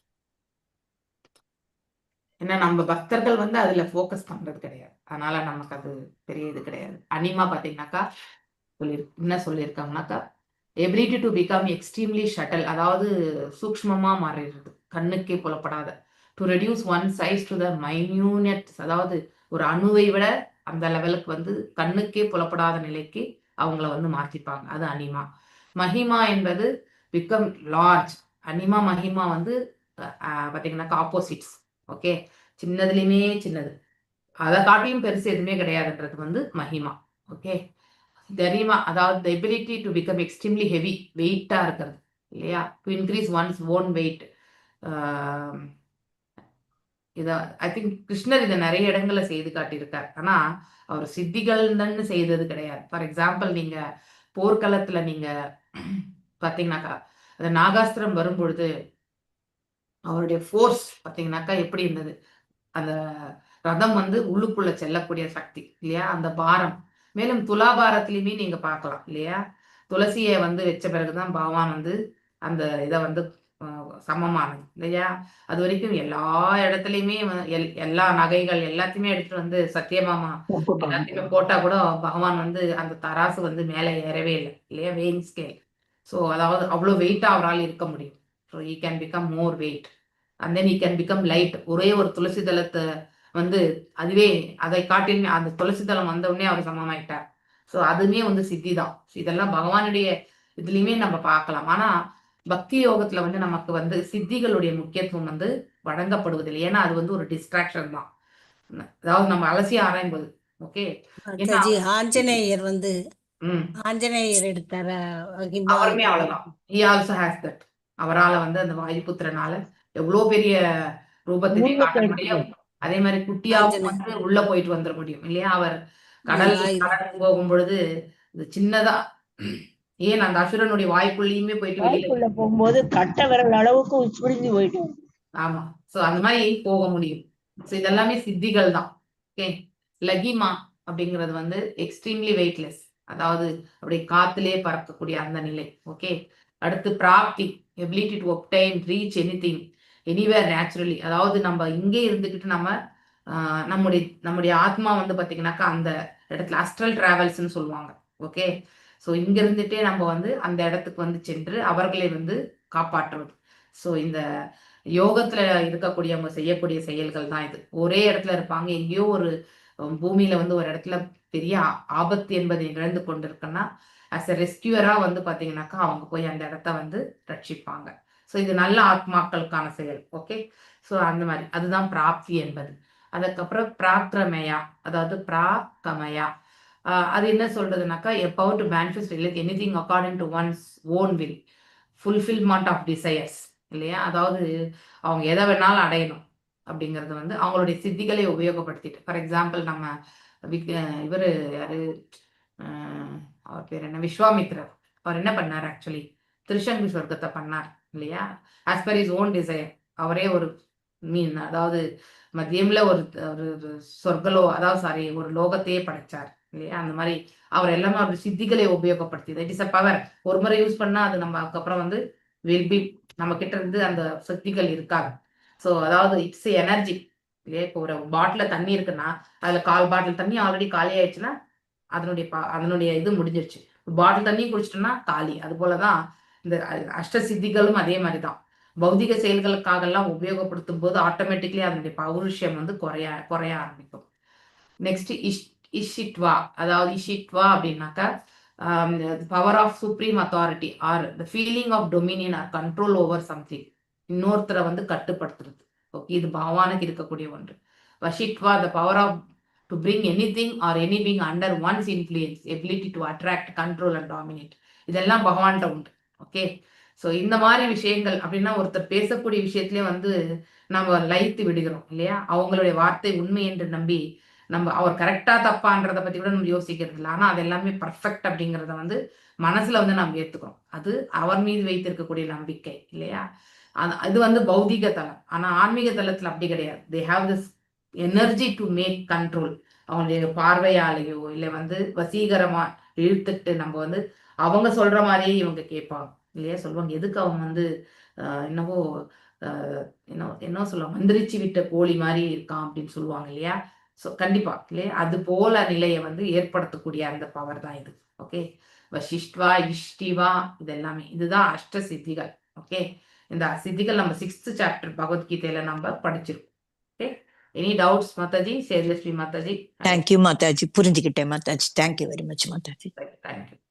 ஸோ இப்போ ஃபர்ஸ்ட் ஸ்லோகம் முன்னாடி சம்மரி, இப்போ நம்ம இங்க படிச்ச முன்னுரை. ஸோ அந்த முன்னுரையினுடைய ஒரு இந்த இதுல எத்தனை ஸ்லோகங்கள், 19 ஸ்லோகங்கள் தான் இருக்கு. இப்போ ரிஷபதேவருடைய செயல்பாடுகள் மட்டும்தான் இந்த சாப்டர்ல படிக்கிறோம். அதோட வந்து அவர் வந்து அவதாரத்து நோக்கத்தை முடிச்சுட்டு கிளம்பிடுவார். ஓகே. காட்டு தீயை போய் அந்த தீக்குள்ளேயே அவர் தன்னையுமே வந்து இணைத்து விடுகிறார். ஸோ அந்த உடலை விட்டு அவருமே நீங்குகிறார் அப்படிங்கிறது வந்து சொல்லப்படுகிறது.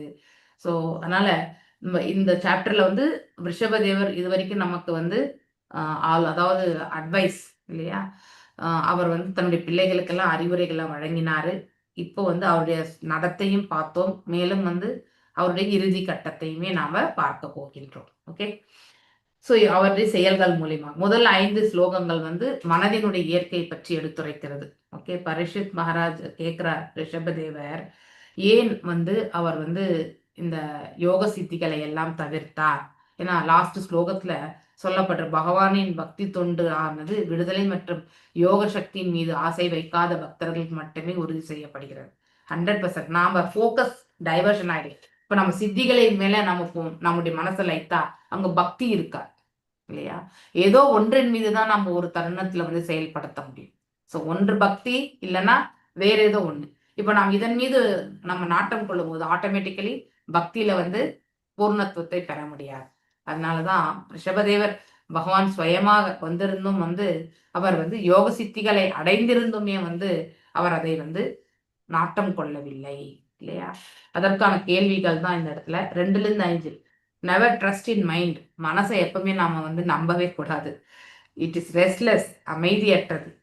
சீட்டிங் அட் எனி மொமெண்ட், ஏமாற்றக்கூடிய தன்மை கொண்டது இல்லையா. லைக் அன்சேஸ்ட் வைஃப், அதாவது அதாவது கற்பில்லாத மனைவி போன்றது தான் மனசு. ஸோ மனசு வந்து சஞ்சலமான, ஒரு இடத்துல இருந்து ஒரு இடத்துக்கு வந்து மாறிடும். ஃபார் எக்ஸாம்பிள் இப்போ நம்ம எல்லாருமே ஒரு குரூப் ஆக்டிவிட்டி பண்றோம்னு வச்சுக்கோங்களேன். நான் ஒரு குரூப்ல இருந்துட்டு நான் அந்த குரூப்புக்கு ஃபேவர் பண்ணணும்னு நினைக்கிறது என்னுடைய மனசு. ஆனா அதுக்குள்ள நான் வந்து ஈடுபடும் பொழுது எனக்கு பிடிக்காதவங்களா இருக்கவங்கள பார்த்து ஏன் இந்த குரூப்பை நான் மேலுக்கு கொண்டு வரணும் அப்படின்னு சொல்லிட்டு நான் என்ன பண்ணுவேன், என் மனசளவில் இதை வந்து தோக்கடிக்கிறதுக்கான செயலை ஈடுபடுவேன். அந்த அளவுக்கு வந்து அன்ரிலையபிள். அதாவது நம்மளால வந்து இப்போ ரிலையபிள்னா என்னன்னாக்கா நம்பிக்கை இல்லையா. நம்பிக்கையற்ற ஒரு தன்மை யாருக்குனாக்க மனசுக்கு தான் உண்டு.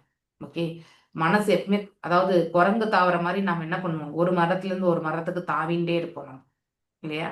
ஸோ அந்த ஒரு மனநிலை கொண்டதுதான். அதனால தான் அன்சேஸ்ட் வைஃப்னு சொல்லப்பட்டிருக்கு. அப்படின்னா அதாவது சேஸ்ட் வைஃப்னாக்க கற்பு கரசின்னு சொல்லுவாங்க. ஓகே, அதனால கற்பற்ற நிலையில இருக்கக்கூடிய ஒரு மனைவிக்கு வந்து உதாரணமாக சொல்லப்பட்டிருக்கு மனசு. அந்த ரூட் காஸ் வந்து இந்த 6 விதமான பகைவர்கள் தான். யார் அந்த 6 விதமான பகைவர்கள்? காமம், குரோதம், லோபம், மோகம், மதம், மக்ஷரம்.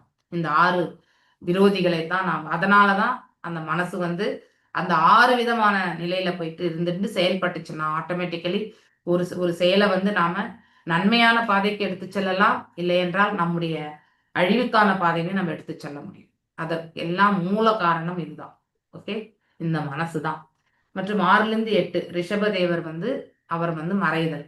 Okay, to teach the yogis, எப்படி யோகிகள் வந்து இந்த உடலை விட்டு நீங்கணுன்றதுக்காக தன்னுடைய இந்த அதாவது மரணத்தை ஸ்வீகரிக்கக்கூடிய அந்த ஒரு பாஸ்ட் டைம் அப்படின்னு சொல்லலாம். இல்லைன்னா அவர் எப்படி இந்த உலகத்தை விட்டு நீத்தார் இல்லையா, அதை கொண்டு வந்து உதாரணமாக எடுத்துரைக்கிறார் இந்த இடத்துல ரிஷபதேவர். ஸோ ஆக்டர் லைக் அவதூதா இல்லையா. அந்த body was burn into forest fire, காட்டுத்தீல அவருடைய உடல் வந்து எரிந்தது அப்படின்னு சொல்லப்பட்டிருக்கு. 9-12 அர்ஹத் will intimate Lord Rishabhadeva and create a false religion. The followers of Arhat concocted system will abandon dharma and fall down. அதாவது concocted system, it will abandon dharma. அதாவது ரிஷபதேவருடைய செயல்பாடுகளை எல்லாம் வந்து பின்பற்றுதல் அப்படிங்கிற ஒரு இதுல வரும்போது அர்ஹத் என்பவர் இல்லையா. ஆனா உண்மையிலேயே அவர் வந்து அந்த மாதிரி செய்யவே இல்லை. ஆனா இவங்க வந்து போலியா வந்து செயல்படுகிறார்கள். கன்காக்ஷன் அப்படின்னா மனசுல என்ன தோன்றதோ. ஸோ அது வந்து தர்மத்தையும் மற்றும் தர்மத்தை வந்து புறக்கணிக்கக்கூடியதாக அமைந்தது. அதனால வந்து அவர்கள் தவறி விழக்கூடிய நிலைக்கு செல்வார்கள் என்பதை பற்றி எடுத்துரைக்கிறது. இது 12வது ஸ்லோகம் வரைக்கும். 13-19 வந்து ரிஷபதேவரை வந்து புகழாரங்கள் பாடுவது. Okay, the lord of Bharatavarsha is most pious இல்லையா. அதாவது இந்த தி லேண்ட் ஆஃப் பரதவர்ஷம், இந்த பூமண்டலம் இருக்கக்கூடிய இந்த முழு அதாவது பூமண்டலத்திலே பரத வருஷம் வந்து மிக மிக மேன்மையான ஒரு ஸ்தலம், புண்ணிய ஸ்தலம். ஏனென்றால் பகவான் அநேக லீலைகளை எல்லாம் நிகழ்த்தியது இங்கேதான் இல்லையா. மேலும் பிரியாவர்த்தா, அதாவது dynasty of Priyavrata is pure and famous. So இப்போ நம்ம படிச்சுட்டு இருக்கிறதே வந்து 15வது அத்தியாயம் வரைக்கும் பிரியாவர்த்தருடைய லீனேஜ் பற்றி இல்லையா. ஸோ யார் இவங்க? சுயம்பு மனுனுடைய இன்னொரு மகன் இல்லையா. ஒரு மகன் வந்து பிரியாவர்த்தன், இன்னொரு மகன் வந்து உத்தானபாதன். உத்தானபாதனுடைய இதுதான் குரு மகாராஜா. அதன் பின்னாடி வந்தவங்க எல்லாருமே படித்தோம், பிராச்சீன பரிஷத் வரைக்கும் படிச்சாச்சு இல்லையா. ஸோ இங்க வந்து இந்த 5வது ஸ்கந்தத்துல வந்து நம்ம படிக்கிறது வந்து சுயாம்பு மனுனுடைய இன்னொரு மகனான பிரியாவர்த்தனுடைய பரம்பரையை பற்றி படிச்சுட்டு இருக்கோம் இல்லையா. ஸோ அதுவுமே வந்து தூய்மையானது, மேலும் வந்து போற்றக்கூடிய அந்த ஒரு நிலையில் இருந்த ஒரு வம்சம் என்பதை வந்து எடுத்துரைக்கிறது. மேலும் 15-16 which yogi can compare with Lord Rishabha இல்லையா. hearing his activities vanquishes sin creates, அதாவது பலஸ்ருதி இது இல்லையா. ஒருத்தர் வந்து ரிஷபதேவருடைய செயல்களை எல்லாம் பற்றி, அவருடைய செயல்களை பற்றி கேட்க கேட்க நாம மனசு தூய்மை அடைகிறது. பக்தியில வந்து நாம திளைக்கிறதுக்கான ஒரு வாய்ப்பு, நல்ல ஒரு ஸ்திரத்தன்மையோடு செல்வதற்கான வாய்ப்பு கிடைக்கிறது இல்லையா. ஸோ அதுதான் பலஸ்ருதி நமக்கு. So devotees do not accept முக்தி. சித்திகள் இருந்தா நாம் என்ன பண்றோம், நாம் என்ன அடையணுமோ அதை கேட்டுதான் சித்திகளை உபயோகப்படுத்துறோம். அதனால்தான் பக்தர்கள் சித்திகளை விரும்புவது கிடையாது. அவங்களுக்கு தேவையான முக்தியும் கிடையாது. they don't desire for Mukti also. சதா சர்வகாலமுமே வந்து இறைவனுக்கு தொண்டாற்ற வேண்டும் என்ற ஒரு மனசு மட்டும்தான் பக்தர்களிடத்துல உண்டு. பக்தி is rare compared to liberation. Correct இல்லையா? விடுதலை என்பது பகவான் யாருக்கு வேணாலும் கொடுத்துருவார். ஆனா பக்தி என்பது நம்ம வந்து பக்தி என்பது எப்படி நாம செலுத்துறோம்? இறை தொண்டின் வழியாக செலுத்துகிறோம் இல்லையா? இறைவனுக்கு ஆற்றக்கூடிய கடமைகள். ஸோ அந்த நிலையிலிருந்து பக்தர்கள் என்றைக்குமே தவறுவதில்லை. அவங்களுக்கு மோட்சம் கூட 2ஆம் பட்சம்தான். ஓகே. ஸோ மேலும் ரிஷபதேவருக்கு வந்து நமஸ்காரங்களை தெரிவிக்கிறது வந்து 19வது ஸ்லோகம். ஓகே. ஸோ இது ஒரு சின்ன அத்தியாயம் தான். ஓகே. எஸ் சேதுலட்சுமி மாதாஜி வாசிங்கோ. ராஜ உவாச்ச நானூனம் பகவ ஆத்மா ராமானம் யோகா ஸ்மிருதி சமீரத ஞானா பவர்ஜித கர்ம பீஜானாம் ஐஸ்வர்யாணி புனः क्लेशदानी भवितुम् अर्हन्ति यत्रुच्यो भगदानी. यस् वासे. हरे कृष्ण माताजी प्रणाम. राज उवाच नानुनं भगव आत्मा रामानां योग समीरित ज्ञान विवर्जित कर्म बीजनाम् ऐश्वर्याणि पुनः क्लेशदानी भवितुम् अर्हन्ति यत् ருச்சயோ பகதானி. ராஜ உவாச்ச மன்னர் பரிசித்து வினவினார். ந இல்லை,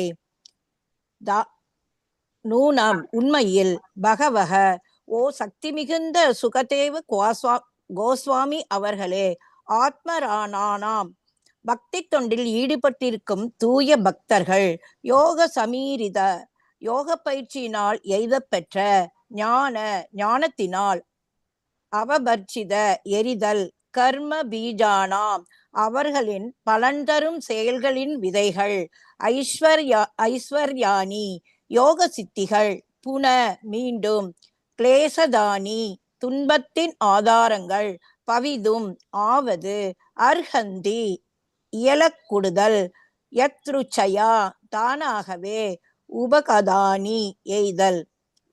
மொழிபெயர்ப்பு. ஸ்ரீல பிரபுபாதா கி ஜெய். பரிச்சித்த மன்னர் சுகதேவ கோஸ்வாமியிடம் கேட்டார். போற்றுதல்குரிய பகவானே, இதயத்தில் முற்றிலும் தூய்மை உடையவர்களுக்கு பக்தி யோகத்தினால் ஞானம் கைவரப் பெறுகிறது. உலகியல் செயல்களின் மீதான பற்று முற்றிலும் எரிந்து சாம்பலாகிறது. இவரை போன்ற மனிதர்களிடம் யோக சக்திகள் தாமாகவே வெளிப்படும். அவை துன்பத்திற்கு காரணமாவதில்லை. பின்னர் ஏன் ரிஷபதேவர் அவற்றை புறக்கணித்தார்? பொருளுரை. ஒரு தூய பக்தன் முழுமுதற் கடவுளின் தொண்டில் தொடர்ந்து ஈடுபடுகிறான். யோக சக்தியின் விளைவாக அது தோன்றிய போதிலும் கூட பக்தி தொண்டினை நிறைவேற்றுவதற்கு தேவையான அனைத்தும் தானே அடைய பெறுகிறது. சில நேரங்கள் ஒரு யோகி தங்கத்தை உருவாக்கி காட்டுவதன் மூலம் தனது மிகச்சிறிய யோக சக்தினை வெளிப்படுத்துகிறான். சிறிதளவு தங்கம் மூட மனிதர்களை கவர்கிறது. அதனால் அந்த யோகி ஏராளமான அடியவர்களை பெறுகிறான். அவ்வடியவர்களும் அச்சிறிய மனிதனை முழுமுதற் கடவுளாக கூட ஏற்றுக்கொள்வதனால் விருப்பமுடையோராக இருக்கின்றனர். அந்த யோகி தன்னை பகவான் என்று கூட விளம்பரப்படுத்தி கொள்ளலாம். ஆயினும் ஒரு பக்தன் இம்மந்திர தந்திர செயல்களை வேண்டுவதில்லை. யோக சக்தினை பயிற்சி செய்யாமலே இவ்வுலகம் முழுவதிலும் உள்ள மிகப்பெரிய செல்வத்தினை பக்தன் எய்துகிறான். இச்சூழ்நிலைகளின் கீழே பகவான் ரிஷபதேவர் யோக சித்திகளின் சக்திகளை வெளிப்படுத்துவதை மறுத்தளித்தார். ஒரு பக்தனுக்கு அவற்றினால் தொல்லை கிடையாது என்ற போதிலும் அவன் யோக சக்தியினை விரும்பவில்லை. அவரது கவனம் முழுமுதற் கடவுளை திருப்திப்படுத்துவது ஒன்றில் மட்டுமே இருந்தது. பரமபுருஷ பகவானின் கருணையினால் ஒரு பக்தன் ஏராளமான செல்வங்கள் அடைந்தாலும் அவன் கலக்கம் அடைவதில்லை. முடிஞ்சு போச்சா மாதாஜி? ஹரே கிருஷ்ண மாதாஜி. தேங்க்யூ மாதாஜி. சாந்தி மாதாஜி, நீங்க ஒண்ணு வாசிச்சிருங்க இன்னைக்கு. அது வரைக்கும் ऋषिरुवाच सत्यम् उक्तं किन्व इह वा इह वा येगना मनसो अत्ता विश्रम्भम् अनवस्तान्यस्य षडक्राद इव सङ्गच्छन्दे यस्वासि हरे कृष्ण माताजी कुशीर्उवाच सत्यम् उक्तं किन्दव इह वा येगेन मनसो अत्ता विश्रम्भम् अनवस्थानस्य षड கிராத இவ சங்கச்சந்தே. ருஷி உவாச்ச சுகதேவ கோஸ்வாமி கூறினார், சத்தியம் சரியானதே, உக்தம் கூறியது, கிந்து ஆனால், இக இவ்வுலகில், வா அல்லது, ஏகே சில, ந இல்லை, மனசக மனதின், அத்தா நேரடியாக, விஸ்ரம்பம் நம்பிக்கை, அனவஸ்தானஸ்ய உறுதியின்றி, ஷட மிக தந்திரமான, கிராதக ஓர் வேடன், இவ போன்று, சங்கச்சந்தே ஆகிறான். மொழிபெயர்ப்பு ஸ்ரீல பிரபுபாதாவுக்கு ஜே. ஸ்ரீல சுகதேவ கோஸ்வாமி கூறினார், அன்பிற்குரிய மன்னனே, நீ மிகச் சரியாகவே சொன்னாய். தந்திரமிக்க ஒரு வேடன் தான் பிடித்த விலங்குகளிடம் நம்பிக்கை வைப்பதில்லை, ஏனெனில் அவை தப்பி ஓடிவிடக்கூடும். அதுபோல் ஆன்மீக வாழ்க்கையில் வளர்ச்சி பெற்றவர்கள் மனதின் மீது நம்பிக்கை வைப்பதில்லை. உண்மையில் அவர்கள் எப்போதும் மிக்க கண்காணிப்புடன் இருந்து மனதின் போக்கினை கவனிக்கின்றனர்.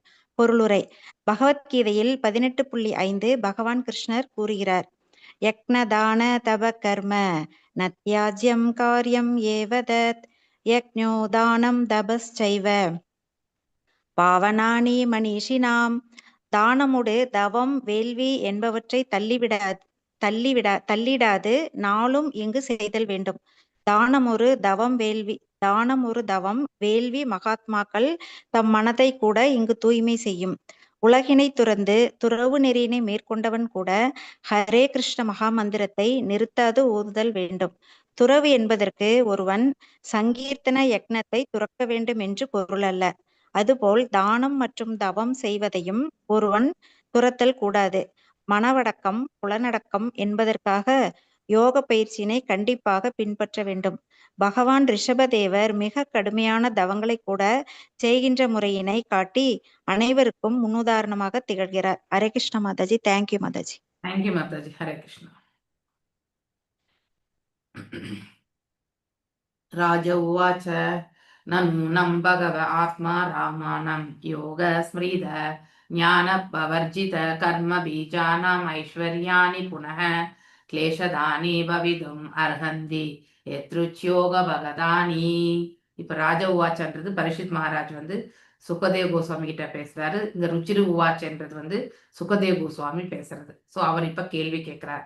என்ன கேள்வி கேட்கிறார்னாக்கா, ரிஷபதேவர் இவ்வாறு செயல்பட்டு இருந்தார் அப்படிங்கிறத பத்தி கேட்கும் பொழுது அதுக்கான கொஸ்டின் என்ன கேட்கிறார், பரிஷத் ஏன் அவருக்கு அவ்வளவு சித்திகள் எல்லாம் இருந்தும் கூட அவர் ஏன் அதை உபயோகப்படுத்த விரும்பல அப்படிங்கிற ஒரு கொஸ்டின் வைக்கிறார் இல்லையா. சோ பக்தர்களுக்கு இது ஆட்டோமேட்டிக்கலி இந்த சித்திகள் என்பது வரும். ஓகே, ஆனா அது தூய பக்தி நிலையில நம்ம குரு மகாராஜ் கூட பாத்தீங்கன்னாக்கா இட் இஸ் இந்த பிளாட்ஃபார்ம் ஒன்று இல்லையா. ஸோ அவர் கனவுல கூட பாத்தீங்கன்னாக்கா கனவுன்னு தான் நாம நினைப்போம். ஆனா உண்மையிலேயே அவருடைய ஆன்மா மேல கோலோகத்திற்கு சென்று எல்லாத்தையுமே பார்த்துட்டு வந்ததாக I think one of the ரெக்கார்டிங்ஸ்ல கேட்டது நான் actually. So he has gone I think ரெக்கார்டிங்ஸ்ன்றத விட ஐ திங்க் மெசேஜ் ஃபார்வர்ட் பண்ணியிருந்தது வாட்ஸ்அப் குரூப்ல. ஸோ ஐ திங்க் நீங்க உங்களுக்கு எல்லாரும் கூட மெசேஜ் இல்லையா, கோலோகத்துல போய் எல்லாத்தையும் விசிட் பண்ணிட்டு வந்தார் அப்படின்னு சொல்லியிருக்கு. அப்படின்னா நமக்கு தெரியாது கோலோகம் இருக்கா இல்லையான்னு. ஏன்னா அந்த அளவுக்கு நமக்கு இங்க இருந்து போய் கோலோகம் இருக்கா இல்லையான்னு பார்க்கக்கூடிய அந்த ஆற்றல் நமக்கு இல்லை. ஆனா ஒரு தூய பக்தருக்கு அது கண்டிப்பாக உண்டு. ஓகே, அவரால் உள்ளதை உள்ளபடி காணக்கூடிய பக்குவம் என்பது அவர்களுக்கு உண்டு. ஸோ அந்த ஒரு இதுவுமே வெளிப்படுத்தினார் இல்லையா. நம்ம எல்லாரும் கூட அதாவது கோலோகத்திற்கு சென்று பகவானுக்கு தொண்டு புரியறதுக்கான அத்தகைய செயல்கள்ல நாம ஈடுபடணும். அதுதான் நமக்கு. ஏன்னா நம்ம குரு மகாராஜ் சொல்லியிருக்காரு, கோலோகம் என்பது கன்ஃபார்மா இருக்கு இல்லையா. ஆல்ரெடி ஸ்ரீல பிரபுபதா சொல்லியிருக்கார். ஆனால் நம்ம இம்மீடியட் குருவுமே அதை அவருமே அதை விஷுவலைஸ் பண்ணியிருக்கார் இல்லையா. அவருமே அந்த இடத்துல சென்று வந்திருக்கார். ஸோ அப்படி இருக்கும் பொழுது அந்த நம்ம உண்மை என்பதை இன்னும் கொஞ்சம் நம்ம தத்துவதர்ஷி இல்லையா. ஸோ ஆல்ரெடி நம்ம லிட்ரேச்சர்ஸ்ல எல்லாமே இங்க படிக்கிறோம் இல்லையா, இந்த வேத சாஸ்திரங்கள் எல்லாமே படிக்கிறோம். ஆனா அது பௌரேஷம் என்பதும் நமக்கு தெரியும். அதை நாம் என்றைக்குமே டவுட் மென்டாலிட்டியோட பார்க்க கூடாது இல்லையா. ஸோ அது எல்லாமே இறைவனிடத்திலிருந்து வந்தது. ஸோ வேதங்கள் அனைத்துமே அதை ஏற்றுக்கொள்ளக்கூடிய பக்குவம் தான் இருக்கணுமே ஒழிய அதுக்கு வந்து நம்ம விதண்டவாதமான கருத்துக்களை வந்து எடுத்துட்டு வரக்கூடாது.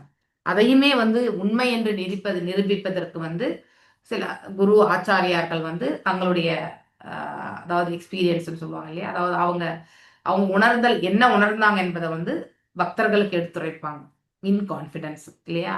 அதை கேட்ட பிறகு பக்தர்கள் வந்து இன்னும் நம்பிக்கை கொண்டு வந்து பகவானுக்கு வந்து தொண்டு புரியறதுக்கு அது வந்து அவங்க அதை வந்து ஒரு வாய்ப்பா எடுத்துக்கணும். அதை விட்டுட்டு நம்ம குரு மகாராஜ் இதெல்லாம் சொல்றது உண்மையா அப்படின்னு நம்ம வந்து சந்தேக கண்ணோட நோக்கக்கூடாது. Okay, so we should never underestimate guru. நம்ம தளத்துக்கு எடுத்துட்டு வந்து அவரை வந்து நாம தவறுதலா நினைக்கவே கூடாது. அது மிகப்பெரிய அபராதம் ஆக்சுவலி. ஓகே, ஸோ சொல்றாரு இப்போ வந்து போற்றுதற்குரிய பகவானே அப்படின்னு சொல்றாரு யார, சுகதேவ கோஸ்வாமிய.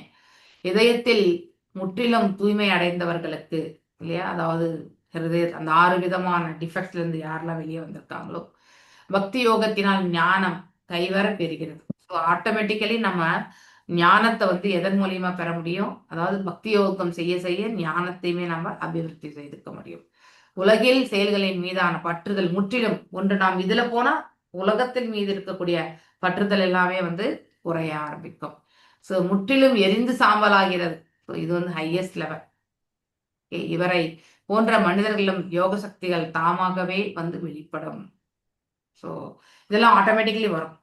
ஓகே, அதை வந்து அவர் தேடி போக வேண்டிய அவசியமே கிடையாது. பின்னர் ஏன் ரிஷபதேவர் அதெல்லாம் உபயோகப்படுத்தல அப்படிங்கிற ஒரு கொஸ்டின். ஓகே, ஒரு தூய பக்தன் முழுங்கர் கடவுள் தொண்டுல மட்டும்தான் அவன் வந்து ஈடுபாடு கொண்டு இருப்பான். அவனுக்கு சித்திகளை பற்றி எல்லாம் அவனுக்கு வந்து முக்கியத்துவமே கிடையாது. அவனுக்கு அது ஈடுபடுகிறான். யோக சக்தியின் விளைவாக அது தோன்றிய போதிலும் அந்த சித்திகள் கூட பக்தி தொண்டினை நிறைவேற்றுவதற்காக தேவையான அனைத்தும் தானே அடைய பெறுகிறது. எஸ், நம்ம பக்தியில போகும்பொழுது நம்ம பௌதீகம் கூட வந்து automatically it's taken care by the supreme personality of God. அப்போ பௌதீக தளத்துல இருக்கிறத பத்தி சொல்றதுக்கு என்ன இருக்கு இல்லையா, அது முழுவதுமே அவருடைய கண்காணிப்புல இருந்து செயலாற்றப்படுகிறது.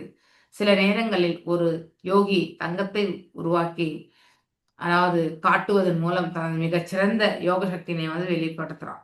ஸோ இது வந்து ஒரு எக்ஸாம்பிள். ஸோ தன்னுடைய சித்திகளை கொண்டு அவர் தங்கத்தை வந்து கொண்டு வர்றது, ஒரு மெட்டீரியல் இன்னொரு மெட்டீரியலுக்கு மாற்றி கொடுக்கறது, இதெல்லாமே வந்து உண்டு. ஓகே, ஆனாலும் பக்தர்கள் அதன் மீது சிறிதளவு கூட நாட்டம் கொள்வது என்பது கிடையாது. அவங்களுக்கு தெரிஞ்சதெல்லாம் இறைவனுடைய புகழாரங்கள் மற்றும் வந்து அதாவது இறைவனுடைய புகழாரங்கள். அதை தவிர்த்து அவங்களுக்கு வேற எந்த, அதாவது அவருடைய நாம ஜபங்கள் சங்கீர்த்தனத்தை வந்து பாடுறது, இதை தவிர்த்து வேற எந்த ஒரு இதுவுமே கிடையாது அவங்களுக்கு. ஓகே, இதுதான் பக்தனுடைய இது. அவருக்கு தொண்டு புரியறது இல்லையா. இப்போ கோயில் எடுத்துட்டா கோயிலை சுத்தம் பண்றது, இதெல்லாமே வந்து சம்பந்தப்பட்ட அனைத்திலுமே தன்னை ஈடுபடுத்தி கொண்டது. அதுதான் வந்து இறை தொண்டு. ஆனா இந்த மாதிரி பௌதீக லாபத்திற்காக செயல்படுவது கிடையாது. ஸோ அதனால் அந்த யோகி ஏராளமான அடியவர்களை பெறுகின்றார் இல்லையா. ஒரு சித்தியை வந்து செய்து காட்டா அந்த ஐ திங்க் இந்த மாதிரி நம்ம எப்பயோ நான் கேள்விப்பட்ட மாதிரி கூட திருவராயத்துல அவர் வந்து தங்கத்தை எடுத்தார் அப்படின்னு சொல்லிட்டு மேபி ஒரு 30-40 வருஷத்துக்கு முன்னாடி. அப்ப அந்த அந்த அந்த யோகி பின்னாடியே வந்து நிறைய பேர் போய் ஜாயின் ஆயிட்டாங்க. ஏன் இங்க கூட வந்து ஐ திங்க் இந்த நித்யானந்த சுவாமிகளா அவர் இங்க கூட அந்த மாதிரியான செயல்கள் தான் வந்து அவங்க எது வேணாலும் எடுத்து காட்டுவேன்னு சொல்லுவாங்க அவங்களுடைய சித்தியை ஊக்கப்படுத்தி. அதனாலதான் மக்கள் என்ன பண்றாங்க, பின்னாடியே ஓடினாங்க. ஏன் ஒரு காலகட்டம் வந்த பிறகு அவருமே பெங்களூர்ல இருந்து ஓட வேண்டிய சுச்சுவேஷன், அவரை ஃபாலோ பண்றவருமே அங்கங்க ஸ்கேட்டர் ஆயிட்டாங்க. மாதாஜி இப்ப அந்த நித்யானந்த சுவாமி வந்து ஏதோ ஒரு ஐலாண்ட்ல போய் இருக்கிறாரு மாதாஜி. இப்ப நிறைய பேர் அங்க ஷிஃப்ட் கூட ஆனா அவரை பார்த்தா ஒரு சித்தி மாதிரி ஒரு இது மாதிரி தெரியல. அவர் என்ன அவ்வளவு நகை பௌதிக ஆசையில தான் மாதாஜி அந்த அவர் இருக்காரு. இன்னமும் அவருடைய அப்பியரன்ஸ பார்த்தா பூரா கோல்டு அது இது மாட்டிட்டு இருக்காரு மாதாஜி இல்லையா. சோ நமக்கு எல்லாமே பிரபுபாதர் 50 வருஷத்துக்கு முன்னாடி எழுதி கொடுத்துட்டு போனார் நமக்கு இல்லையா. ஸோ அதை பார்க்கும் பொழுது வந்து தட் இஸ் ஹவ் த சித்திஸை வந்து நம்ம வந்து உபயோகப்படுத்துறது இல்லையா. அது தவறு. ஒரு யோகி இந்த மாதிரியான பௌதீக செயல்களுக்காக தன்னுடைய சித்திகளை அவன் உபயோகப்படுத்தவே கூடாது. அப்ப அவன் யோகத்தில் வந்து முழுமை பெறவில்லை என்று பொருள். ஓகே, அப்படியவர்கள் அச்சிறிய மனிதனை முழுமுதல் கடவுளாக கூட அவங்கள ஏன் நித்யானந்த அந்த ஆளை வந்து எல்லாம் கடவுளாவே பாவிச்சாங்க இல்லையா. இங்க இருக்கும் பொழுது அவ்வளோ கூட்டங்கள் ஆக்சுவலி இப்பவும் அவர் சொல்றாரு மாதாஜி, நான் தான் பகவான் கூட இப்பவும் சொல்றாரு மாதாஜி, சத்சங்ல சொல்றாரு மாதாஜி. ஓ ஆமா மாதாஜி, நான் கேட்டிருக்கேன். ஆனா அவர் பேசுறதெல்லாம் அதெல்லாம் இருக்குது. பட் அவர் அதை ஃபாலோ பண்ற மாதிரி தெரியல மாதாஜி. ஆமா மாதாஜி. சாதாரணமா இருக்க நமக்கே புரியுறது இல்லையா? ஆமா மாதாஜி. இல்லையா? ஸோ அதாவது இட் இஸ் அ ஃப்ராட் இல்லையா? Fraudulent way of doing things. So இறை பக்தியில வந்து நம்ம வந்து சித்திகளை வெளிப்படுத்த வேண்டிய அவசியமே கிடையாது. That is not at all required. அங்க வெறும் பக்தி. எப்ப நமக்கு அந்த சித்திகளை அடைஞ்சிருக்கோன்றதாலே அகம்பாவமும் தானா வந்து சேரும் இல்லையா? மேலும் அதை வந்து நம்ம நல்முறையில் உபயோகப்படுத்துவார்னா அதுக்கும் கேரண்டி கிடையாது. ஓகே, ஸோ அந்த மாதிரி சித்திகளை அடையிறது என்பது தானாக அடையப்படும். ஆனா அதை வந்து நாம இந்த மாதிரியான பௌதிக செயல்களுக்கு நாம் அதை உபயோகப்படுத்த கூடாது. ஓகே, ஸோ அந்த யோகி தன்னை பகவான் என்று கூறி கூட விளம்பரம் படுத்திக் கொள்றான், நானே கடவுள் என்று சொல்லுவாங்க இல்லையா? ஆயினும் ஒரு பக்தன் இம்மந்திர தந்திர செயல்களை செய்ய வேண்டியது கிடையாது. இஸ் நாட் ரிக்வயர்ட் இல்லையா? யோக சக்தியினை பயிற்சி செய்யாமலே இவ்வுலகம் முழுவதும் உள்ள மிகப்பெரிய செல்வத்தினை பக்தன் வந்து எழுதுகிறான். இது எல்லாமே ஒரு பர்டிகுலர் காலம், நேரம் இல்லையா? ஒரு டியூரேஷன் யோக சித்திகளை அடையாது. ஆனா அதே வந்து பக்தி யோகம் எப்பொழுதுமே இருக்கக்கூடிய ஒன்று. ஆனா அதை நாம தான் உபயோகப்படுத்திக்கணும் இல்லையா? இச்சூழ்நிலையின் கீழே பகவான் ரிஷபதேவர் யோக சித்திகளின் சக்திகளை வெளியிடுவதை மறுதளித்தார். அவருக்கு இஷ்டம் இல்லை, அவருக்கு இருக்கு அந்த பொசஸ், ஆனாலும் அதை வந்து அவர் வந்து வெளிப்படுத்தல. அதுவுமே வந்து பௌதிகத்துக்கு தான் நிறைய உபயோகப்படுத்துவாங்க. அது வேஸ்ட். பௌதிகம் என்பது தற்காலிகம். அதனுடைய நிவாரணத்திற்காக நம்ம அதை உபயோகப்படுத்தும் போது அது மிக மிக தவறான ஒன்று. மேலும் ஒரு பக்தனுக்கு அவனற்றால் தொல்லை கிடையாது என்ற போதிலும், அந்த சித்திகள் இருந்தாலும் அது வெளியில தெரியாம அது தொல்லை இல்லாம அவர்கள் இருந்த போதிலும் அவர் யோக சக்தியினை வந்து விரும்பவில்லை. ஸோ அதாவது அவரது கவனம் முழுவதற்கு கடவுளை திருப்திப்படுத்துவதுதான். How to satisfy the lord. அதுதான் ஒரு பக்தனுடைய தலையாய கடமை. பரமபுருஷ பகவானின் கருணையால் ஒரு பக்தன் ஏராளமான செல்வங்களையும் இல்லையா அடைந்தாலும் அவன் கலக்கம் அடைவது கிடையாது. ஸோ அங்க வந்து இந்த ஸ்திரத்தன்மை வந்து ஏற்படுத்தப்படுகிறது என்று பொருள். ஓகே, ருஷிருவாச்ச சத்தியம் குப்தம். அது ரூ, அது மிஸ்பெல்லிங் மிஸ்டேக். ஓகே, சத்தியம் உக்தம் கின்வ இஹ வாயேகனா மனசோ அத்தா விஸ்ரம்பம் அனவஷ்தானஸ்ய ஷட கிராத இவ சங்கச்சந்தே. ஓகே, இப்போ சுகதேவ கோஸ்வாமி சொல்றார், நீங்க நிறைய சரியா சொன்ன அப்படி சொல்லிட்டு சொல்றார். தந்திரமிக்க ஒரு வேடன் தான் பிடித்த விலங்குகளிடம் நம்பிக்கை வைப்பது கிடையாது இல்லையா? அதை வந்து வலை போட்டு பிடிச்சிருந்தாலும் அவனுடைய கண்ணெல்லாமே வந்து பிடிச்சிட்டு வந்திருக்கக்கூடிய அந்த விலங்கு மேலதான் இருக்கும். எங்கேயா தப்பி போயிட்டா என்ன படும்? அது போலதான் ஆன்மீக வளர்ச்சியில் இருக்கக்கூடிய ஒரு பக்தன் வந்து இந்த மனசை வந்து நம்புறதே கிடையாது. இந்த மனசு எப்ப வேணாலும் எங்க இருந்தாலும் மாற்றத்துக்கு வந்துடும் இல்லையா? பக்குவத்தை எப்பவுமே வந்து பக்குவம் அடைய செய்வதற்கான செயல்ல மட்டும்தான் அந்த பக்தன் வந்து ஈடுபட்டு இருப்பார். அதாவது இறை பக்தியை வந்து பண்ண அது ஆட்டோமேட்டிக்கலி பக்குவத்திற்கு போகும். தனியா பிரத்யேகமா வந்து அதுக்கு செயல்பட வேண்டிய அவசியம் கிடையாது. ஆனா அந்த பக்தி தொண்டு நம்ம கடைசி வரைக்கும் எடுத்துட்டு போகலன்னா அந்த மனசு எப்போ வேணாலும் வந்து மீண்டும் வந்து இந்த பௌதிக இதோட வந்து செயல்பட ஆரம்பிச்சிடும், தப்பிச்சிடும். ஓகே, ஸோ அதனால அது எப்பவுமே கண்காணிப்போட அந்த மனசு இதை நம்ம அலசி ஆராயணும். ஒவ்வொரு விஷயத்திலுமே நம்ம வீட்டுல நம்ம உறவினர்களோடையும் நம்ம வீட்டுல இருக்கிற பிள்ளைகளோடையுமே நம்ம வந்து என்ன மாதிரியான அதாவது கான்வர்சேஷன் இல்லையா உரையாடலை மேற்கொள்கின்றோம் இல்லையா? அதுல எப்படி நாம நம்முடைய பாவத்தை வெளிப்படுத்துறோம் இல்லையா? அவங்க எப்படி வேணாலும் வெளிப்படுத்தலாம், ஏன்னா அவங்க அந்த மாதிரி அலசி ஆராயக்கூடிய பக்குவத்துல கிடையாது. ஆனா நம்ம பக்தி பயிற்சி பண்ணும்பொழுது இதெல்லாம் நம்ம வந்து அப்ளிகேஷன் பார்ட் கண்டிப்பா நம்ம செய்யணும். ஓகே, எஸ்பெஷலி பக்தி சாஸ்திரி பக்தி வைபவ் பண்ண ஸ்டூடெண்ட்ஸ் இதை வந்து ஒவ்வொரு நிலையிலையுமே வந்து பார்க்கணும். அப்போ நம்ம பேசக்கூடிய விதத்தை வச்சே நாம எதை கரெக்டா பண்ணியிருக்கோமா இல்லையான்றது எல்லாமே புரிய வரும். நாம எந்த இடத்துல நாம வந்து மிஸ் பண்ணியிருக்கோம், எந்த இடத்துல நாம தவறு இழைச்சிருக்கோம், அதனால அவங்க என்ன செய்தாங்க அப்படிங்கறதான் நம்ம யோசிக்கணும். எடுத்த உடனே அவங்க செய்த தவறை மட்டும் நாம இப்ப நோக்கக்கூடாது, அது மிகப்பெரிய தவறு. ஓகே, ஸோ அப்போ இது எல்லாமே மனதினுடைய மனதினுடைய அழுக்கு இல்லையா? அதாவது இந்த கண்டாமினேஷன், இந்த அழுக்குனாலதான் வரக்கூடிய ஒன்று இல்லையா? பகவத்கீதையில வந்து 18.5 இல்லையா யஜ்ஞதான தப, இது ஈவன் 17வது அத்தியாயத்துல கூட நம்ம வந்து ஆஸ்டரிட்டிஸ் படிக்கணும் இல்லையா?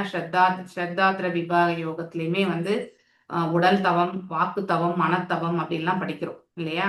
ஸோ இதெல்லாம் கண்டிப்பா நாம வந்து பரிபாலிக்கணும்.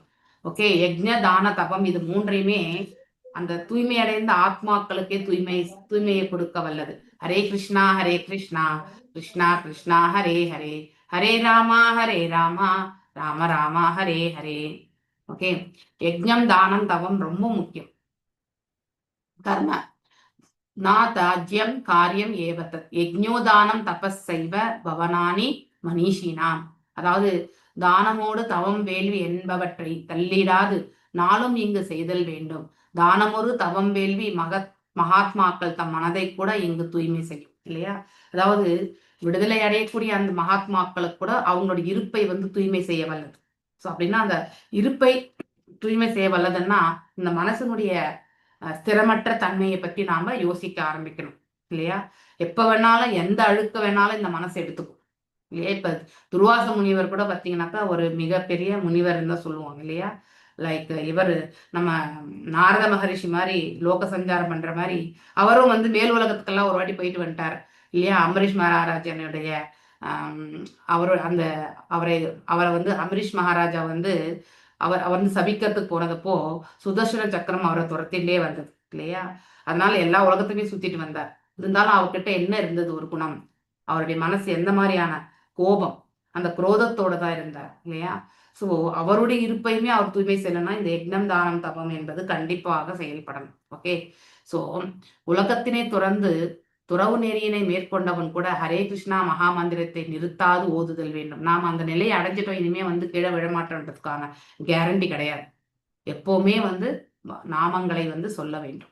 துறவு என்பதற்கு ஒருவன் சங்கீர்த்தன யஜ்ஞத்தை துறக்க வேண்டும் என்று பொருள் அல்ல. அது போல தானம் தவம் செய்வதை ஒருவன் துறத்தல் கூடாது. அதான் மன அடக்கம் இல்லையா? நாவடக்கம், அதாவது வாக்குத்தவம், மனத்தவம், உடல் தவம், இந்த மூணுமே கண்டிப்பா செய்யணும். ஓகே, ஸோ யோக பயிற்சினை கண்டிப்பாக பின்பற்ற வேண்டும். பகவான் ரிஷபதேவர் மிக கடுமையான தவங்களை கூட செய்கின்ற முறையினை காட்டி அனைவருக்கும் உதாரணமாக திகழ்ந்தார். ஸோ அவர் செய்த தவம் என்னது? அவர் வந்து ஆல்ரெடி அவதூதராக இருந்தார் இல்லையா? எப்பொழுதும் இறைவனோட இணைப்புல இருந்தார். ஆனால் வெளிப்புற தோற்றத்தில் அவர் செய்த செயல்கள் வந்து அதாவது ஒரு பைத்தியக்காரத்தனமான நிலையில இருந்தாலும் அவர் வந்து அதாவது கடுமையான ஒரு தவங்களை கூட அவர் செய்ததாக சொல்லப்பட்டிருக்கு இந்த இடத்துல. ஓகே, ஸோ பயிற்சி செய்திருக்காருன்னு சொல்லப்பட்டிருக்கு. வெளியில அவதூதராக இருந்தார் என்று. ஓகே, நான் இன்றைக்கு இதோட நிறுத்துறேன். வாஞ்சகல்பதாருபியஷ கிருபா சிந்துபியவச்ச பதீதநாம் பாவனேபிய வைஷ்ணவேபியோ நமோ நமः. अनंत कोटि वैष्णव वृंद की जय. नामाचार्य हरिदास ठाकुर की जय. हरे कृष्ण कृष्ण कृष्ण हरे हरे, हरे राम राम राम हरे हरे. हरे कृष्ण. हरे कृष्ण.